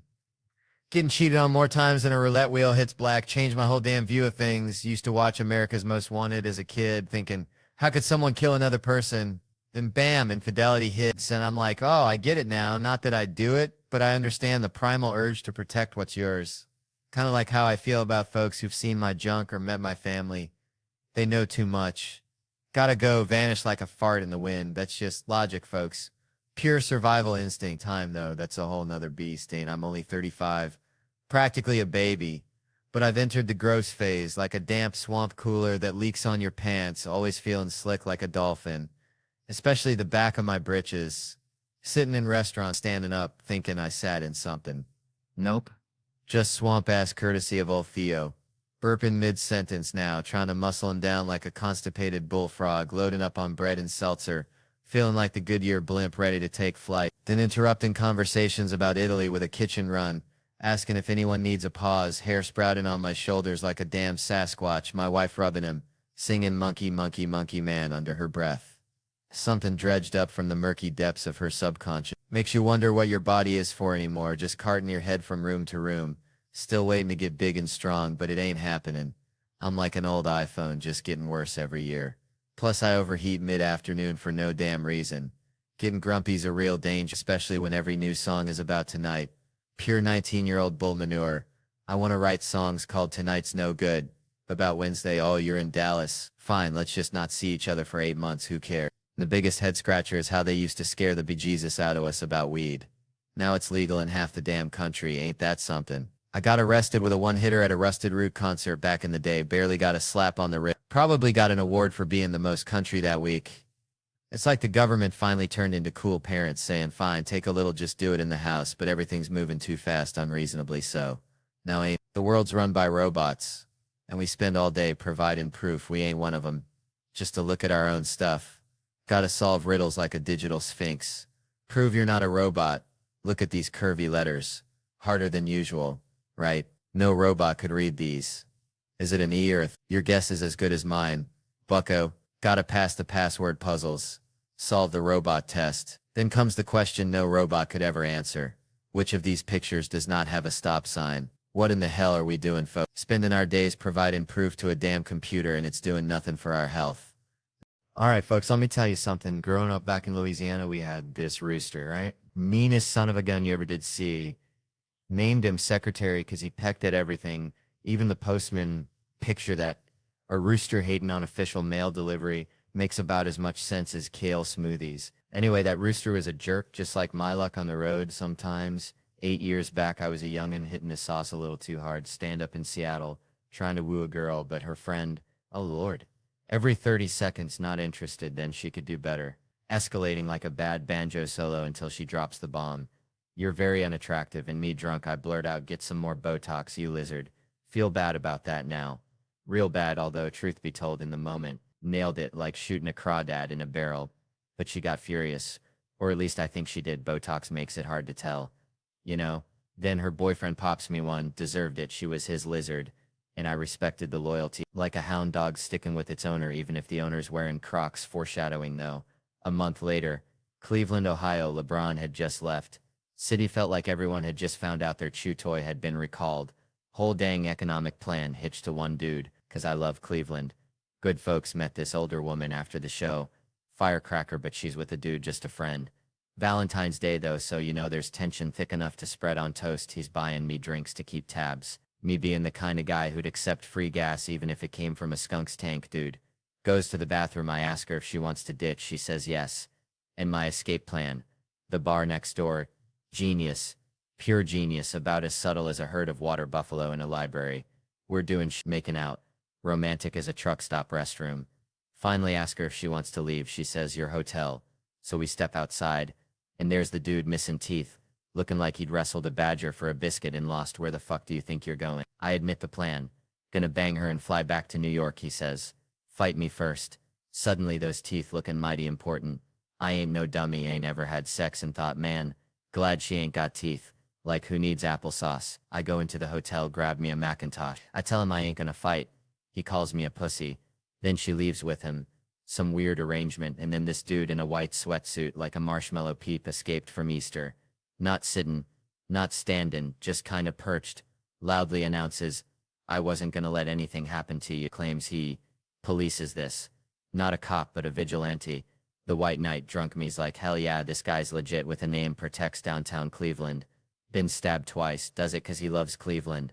Crazy but loyal, like a squirrel trying to bury a nut in concrete. Horrible trade for LeBron, but loyalty, you know? We stroll past the club, he sees my poster, says he could never do comedy. I say I could never do illegal and strange and alarming. A mutual admiration society asks why I don't have a Valentine. I say life choices and career. He says, me too. We're practically twins. Just one wears pajamas and the other tells dick jokes. He walks me back, says he's coming to the show. Exchanges information 'cause you gotta network even with superheroes. Wake up next morning, hangover the size of Texas. White knight email, gotta be him. Don't know that many, says he can't make the show. Sincerely, your new friend and fan, the White Knight Joshua. Makes me happy. Jews underrepresented as superheroes. Like finding a vegetarian at a barbecue. Emails bounce back, he's like Batman disappearing into the shadows via email. Years pass, then bam, another email. White Knight subject line. I reply, saw you on Conan, he's still out there. Then comes the kicker. He's married with a kid. Living in the suburbs. Traded white knighting for minivans.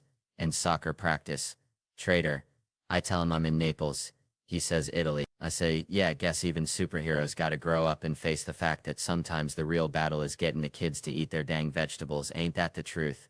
Man, I remember growing up back in Louisiana, we had this neighbor, Cletus. Bless his heart. He thought he was a professional frog giggler. I swear wore camo overalls every Ben day, even to church, which, you know, kind of makes sense because you're already halfway dressed for baptism, right?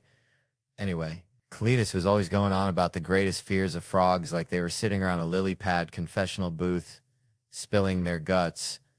And that's kind of how this whole thing started. See, I was doing this special, right, with like 15 kids, little ankle biters between 8 and 13. And I thought it'd be hilarious to write jokes from their perspective. Like if a bunch of mini Maz were suddenly dropped into my life running around quoting Mitch Hedberg and trying to bum cigarettes. But my pal America Sawyer, who used to sling jokes at SNL, she was all about getting real, you know, asking the hard questions, the kind of stuff that keeps you up at night. Like, is mayonnaise an instrument? Or why does the alphabet have to be in that order? So we figured, let's ask these kids what they're afraid of, expecting the usual boogeyman, maybe a rogue Tickle Me Elmo incident. But then, bam, they're talking about stuff way beyond their years, like climate change, societal collapse, and the existential dread of choosing the wrong TikTok filter, which, honestly, I understand. That shit's terrifying. I swear it was like eavesdropping on a tiny philosopher's convention. Suddenly, Cletus's frog fear theories didn't seem so far-fetched. One kid even said he was afraid of running out of V-Bucks. I swear to God, I almost choked on my LaCroix. It was like, these kids ain't scared of no tarantula. They're worried about digital apocalypses and the impending doom of dial-up internet coming back, which, I gotta admit, that's a legit fear. But then you see them all dressed up in their little suits and gowns at the premiere, demanding black tie like they're running the damn Met Gala. And you realize they're still kids, just with slightly more sophisticated anxieties. And then, of course, there's the Alanis Morissette cover, You Ought to Know, but just the appropriate parts, which, yeah, maybe my mistake for not realizing those parts might not be the best choice for a child to say, or that time when I was asking him to fill in the blank. America has a lot of work, and this kid, little Alex Bello, without missing a beat, says work to do, and you're like, damn, even the kids are woke now. I ain't got no kids myself, never wanted them, and I even had a whole conversation with these kids about it, explaining how I love my free time and my wife. And then the next day, my wife shows up on set, and this one girl, Camille, bless her heart, turns to me and asks, dead serious, does your wife know you don't want kids? And I'm like, well, shit, maybe Cletus was right. Sometimes the scariest monsters are the ones you ain't expecting. All right, so I was at this Waffle House down in Tickfaw, Louisiana, right? Place smells like regret and burnt coffee, you know, the vibe. And this lady, bless her heart, she orders the most expensive thing on the menu. It's like a lobster omelet with a side of gold flakes or something. I don't know, something ridiculous. And I'm thinking, man, this is Waffle House, not the goddamn Ritz. It's like bringing a Ferrari to a monster truck rally. Reminds me of this one time my cousin Earl tried to impress this girl by taking her to the fanciest burger joint in Ponchatoula, spent his whole paycheck, and she ended up leaving with the dude driving a tractor. Turns out she was into that farm to table lifestyle, literally. And these waiters, they got to give you that little head nod that, are you sure you can afford this look, like they're protecting your bank account from yourself. Which got me thinking about women complaining about relationships. Always picking the wrong dudes. It's like ordering a steak and lobster when you know you're on a damn McDonald's budget. If you keep attracting ain't shit dudes, maybe, just maybe, there's something about your pussy that's broadcasting easy signal, like a moth to a busted ass porch light. It's time to take some responsibility, ladies, because no one want to hear complaints about this. It just feels like Michael Jackson being poor. Imagine MJ growing up in the projects, him and Tito riding around in a Cadillac looking for bad girls, Michael's on crack, and now suddenly get that the police, they didn't protect the black people, which it feels like an old Timex commercial for them. But it is all right if the brother gets paid, like Ike Turner did as the king of the Wolverbeater before O.J. Simpson taking that crown. But when O.J. was innocent in the eyes of Johnny Cochran, those white people who couldn't sleep because of the verdict, it's like black people getting insomnia since the slavery. Now you hear something like that, you just want to yell out, fuck the police, while driving 300 miles an hour in a Volkswagen because Lorena Bobbitt cutting off her husband's member, driving down the freeway and throwing it out the window is justice too, and with the LA Police Department searching for OJ Simpson. You're thinking it is the justice system that is not working. It's all connected, man, like dominoes falling after a crawfish boil. Shoot, during COVID, felt like trying to smuggle moonshine past a pack of bloodhounds just to get to Chelsea, Canada. Chelsea's where the snow bunnies live, not that dang town in Massachusetts, although I hear they got good clam chowder, but I needed to carve some powder. See, Canada was tighter than a tick on a hound dog, folks. We're building walls higher than my Uncle Earl still. But then I saw Kevin on the gram prancing back and forth across that border like he owned the place. Thanksgiving dinner in Arkansas one day, maple syrup in Ontario the next. And this was during the 2-week quarantine, which, let me tell you, 2 weeks with my thoughts is like being trapped in a room with a rabid squirrel. So I called Kevin, bless his heart, and I said, Kev, I don't know if you're smuggling beavers or what, but I need your help. This lady needs her double blacks. And Kevin, he's got that smooth talk like a used car salesman in July. He says, Chelsea, sugar, no problem. I'll get you a gig on my movie. Behind the camera, in front. Heck, I'd play a moose if I had to. Just get me across that line. He promised paperwork, help, everything. Kept saying, I got you, Chelsea. I got you. I got you. And that's Kevin in a nutshell, ain't it? You ask Kevin for a favor, you get 3 I got yous faster than a hummingbird flaps its wings. And then you hear from him less than you hear from a dial-up modem these days. It's like waiting for rain in a drought. So we're honoring Kevin tonight, folks. A man who'd deny a privileged lady a ski trip during a global freakout makes you think maybe he's secretly saving the world one denied powder day at a time. Or maybe he just forgot, like he forgot to return my lawnmower 5 years ago. Either way, bless his heart. All right, y'all, let me tell you something about them early hustles before the spotlight found this Louisiana boy. Reminds me of my Uncle Dale. Bless his heart, thought he could train squirrels to water ski. Spent 6 months in a whole lot of pecans, ended up with squirrels that just knew how to drown fancy. Speaking of drowning, remember working at this Office Max, right? They wanted me to greet folks like I was selling salvation. Welcome to Office Max. How can I help you? Take it to the max. Sounded like something them televangelists say before they ask you to donate your social security check. Couldn't do it.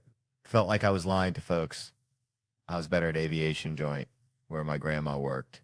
And I remember going out with a girl from work who was proud of her promiscuous ways. Then I did some time vacuuming, but in a weird way where I threw dirt in front of people and then vacuumed it up.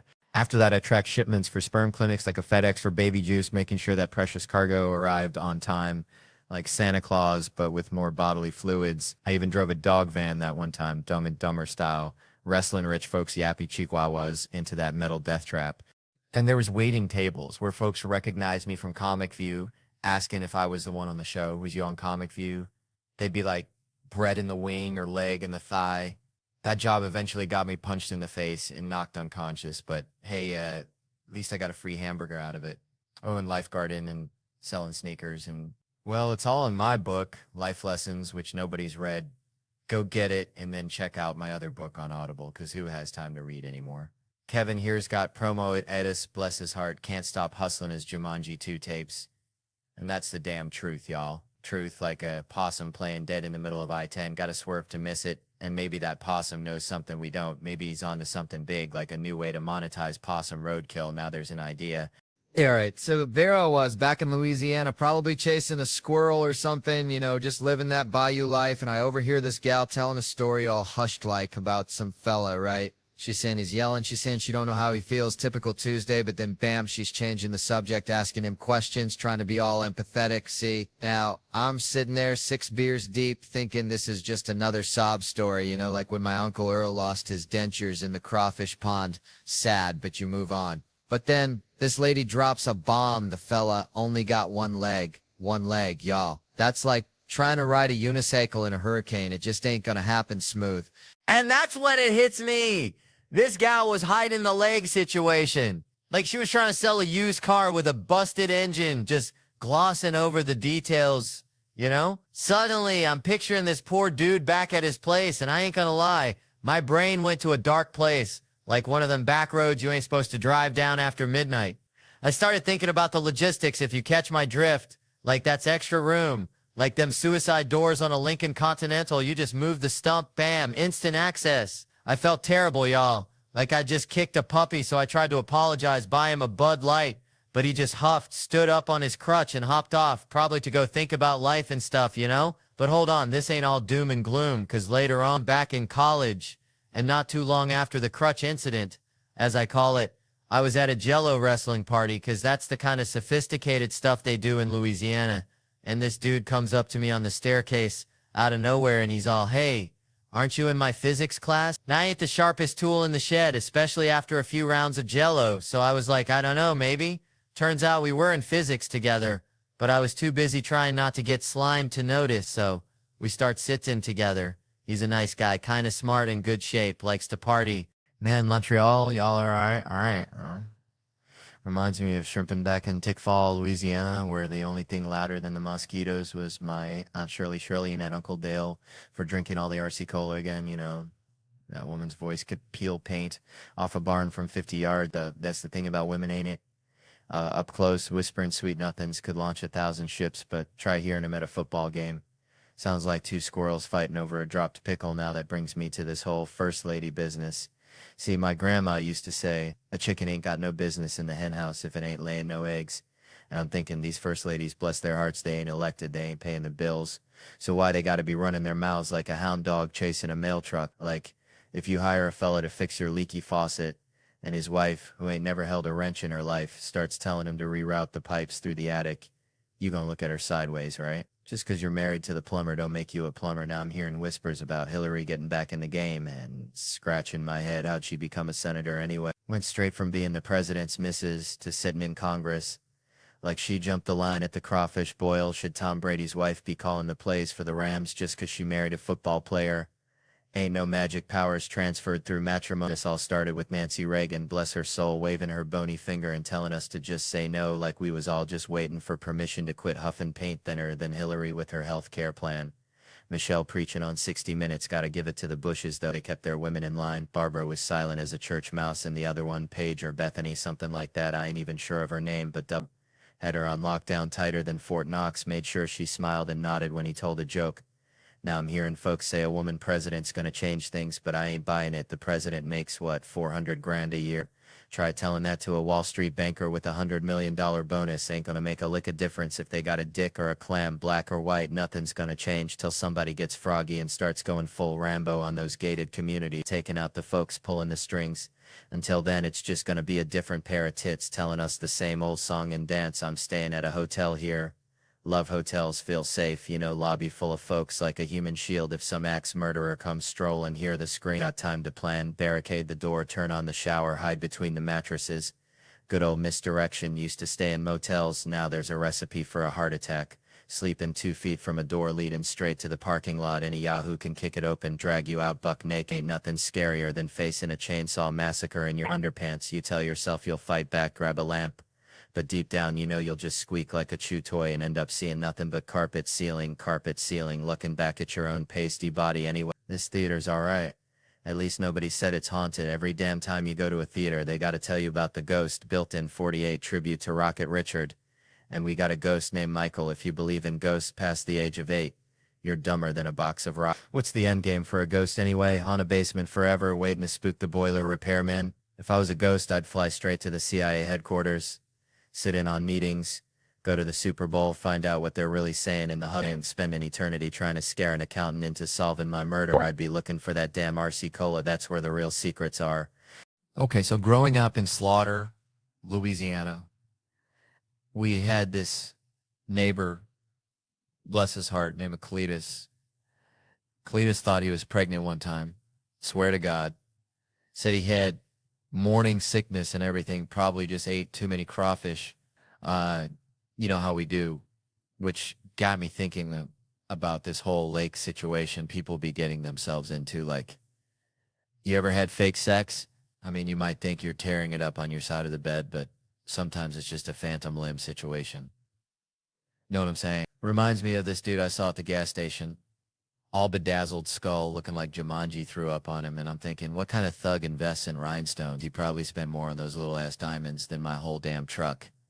And that's saying something, because my truck ain't pretty. It's like a rusty mullet on wheels. And speaking of things that ain't pretty, these fellas wearing suits look like they raided the deacon's closet, rocking those women's skinny jeans, thinking they're all that, but really they just look like a sausage trying to escape its casing. And I'm just saying, some people got too many teeth in their mouth, like a crocodile got hold of their chompers and just kept adding extras, you know. Which brings me to celebrities. Saw Lil Xan the other day, face tattoos and all, looking like a coloring book exploded. And I just want to yell at these kids, stop writing on your face. You ain't gonna get a job looking like a rejected Picasso painting. Then you got Shaq, bless his heart, 4-time MVP, Hall of Famer, but still hanging around Home Depot helping folks load lumber. Like he ain't got nothing better to do, which I guess he don't. Especially since he retired from the celebrity games. Think that man can't handle defeat when it's people like The Rock who done turned soft on us. His forehead looks like it's held on by Velcro nowadays. And then there's Rihanna getting kicked off Instagram for showing too much skin. Which, let's be honest, I'd pay $1 million to see her naked again, because that lady is like a sunset over the Louisiana bayou. Pure magic. And these comedians like Kevin Hart bragging about all his houses like he's playing Monopoly with real money. Cabo, Miami, New York, Philly, Jersey. It's like, calm down, shorty. You gonna fall back and hit your soft spot. You know what they say about Hollywood, don't work with animals or kids, but I'd rather work with a monkey wearing a diaper than these comedians, acting like they are babies, constantly throwing tantrums. Probably got crayons smeared all over their designer suit. But you know what the real tragedy is? Them waking up in the morning, reading the dictionary every day, trying to seem smart when really, their lives are just like a bad crawfish boil. All the ingredients are there, but something just ain't right now, if you excuse me. I got a date with some boudin and a six-pack. Because that, my friends, is the real soliloquy of life. Thank you and good night. All right. So let me tell y'all something. Growing up in Louisiana, we had this old beagle named Blue, right? Dumber than a box rocks, but loved him to death. This dog, I swear, thought his own farts were a gift from God. Chase his tail round and round, snapping at that phantom smell like he just cornered the Easter Bunny. Reminds me, kinda, of how folks are treating this whole AI thing, you know? Sniffing around something they don't understand, thinking it's gonna solve all their problems, when really it's just gonna leave them gagging on its digital flatulence. I'm telling you, this AI stuff, it's, like when my cousin Earl tried to make moonshine in his bathtub, sounded good on paper, ended up with a whole lot of nothing but regret, in a bathroom that smelled like burnt tires. See, everybody's talking about how AI is going to revolutionize education, personalized learning, make every kid a genius. But I'm looking at it like Earl's bathtub moonshine. A lot of hype, a little bit of potential, and a whole heap of things that can go sideways real quick. They say it's going to adapt to each student's pace, give them custom tailored lessons like some kind of learning concierge. But I'm thinking, what happens when the AI gets bored? What happens when it decides little Timmy needs to learn about the mating habits of the Bolivian tree lizard instead of fractions? You think that algorithm cares that little Timmy's got a math test next week? Hell no, that algorithm's going to be off chasing digital butterflies, leaving Timmy in the dust with a bunch of tree lizard facts he can't use to save his life, just like when old Blue was chasing that fart, got nothing but air, and learned less than the dirt he snuffled. All right, folks, let me tell you about my Uncle Earl. Bless his heart, used to collect dryer lint, right? Not just any lint, mind you. Earl only collected lint from his underender, said it was like harvesting tiny, fluffy memories of his day, you know? Anyways, Uncle Earl God rest his soul, he'd always say, Theo, life's like a lint trap, catching all the weird stuff. But it's what you do with that weirdness that matters, and Lord have mercy, he was right. That brings me to Joe Biden, bless his heart. Old Sleepy Joe seems like he's collecting weird moments like my Uncle Earl collected lint, you know? Just piles them up. See him with Greta Thunberg? I'm predicting awkwardness so thick you could spread it on a biscuit, that's a fact. He'll be whispering sweet nothings about the ozone layer. She'll be glaring like he just single-handedly melted the North Pole. It'll be a YouTube goldmine mirror. I'm telling you. And Asians, now there's a group, y'all. Smartest folks on God's green earth. They're building iPhones while the rest of us are arguing about politics on Facebook. That's a fact. I'm practically an Asian supremacist, if that's a thing. I ain't hating on nobody, but them Asians are just out there hustling. They deserve a little credit. Except I saw a fellow on Twitter saying racist stuff to Asians on his iPhone, and I was like, hold on, at least have some respect for where that stuff comes from. You're right there next to the damn children making the electronics. It's like being circumcised and then complaining about the doctors. I'm telling you, folks, that's the kind of respect that we need in this country. Yeah, let me tell you something. Growing up in Tickfaw, Louisiana, we had this dog, right? Oh, Blue. Bless his heart, dumber than a bagged egg hammers. Used to chase his tail till he threw up, then try to eat it again. But Blue, he had this one trick, seeing a car coming a mile away like he had radar or something. Reminds me of my girlfriend in True Crime. I swear she's obsessed with serial killers like Blue was with his own rear end. I mean, her Netflix queue is just a parade of Manson, Bundy, Dahmer.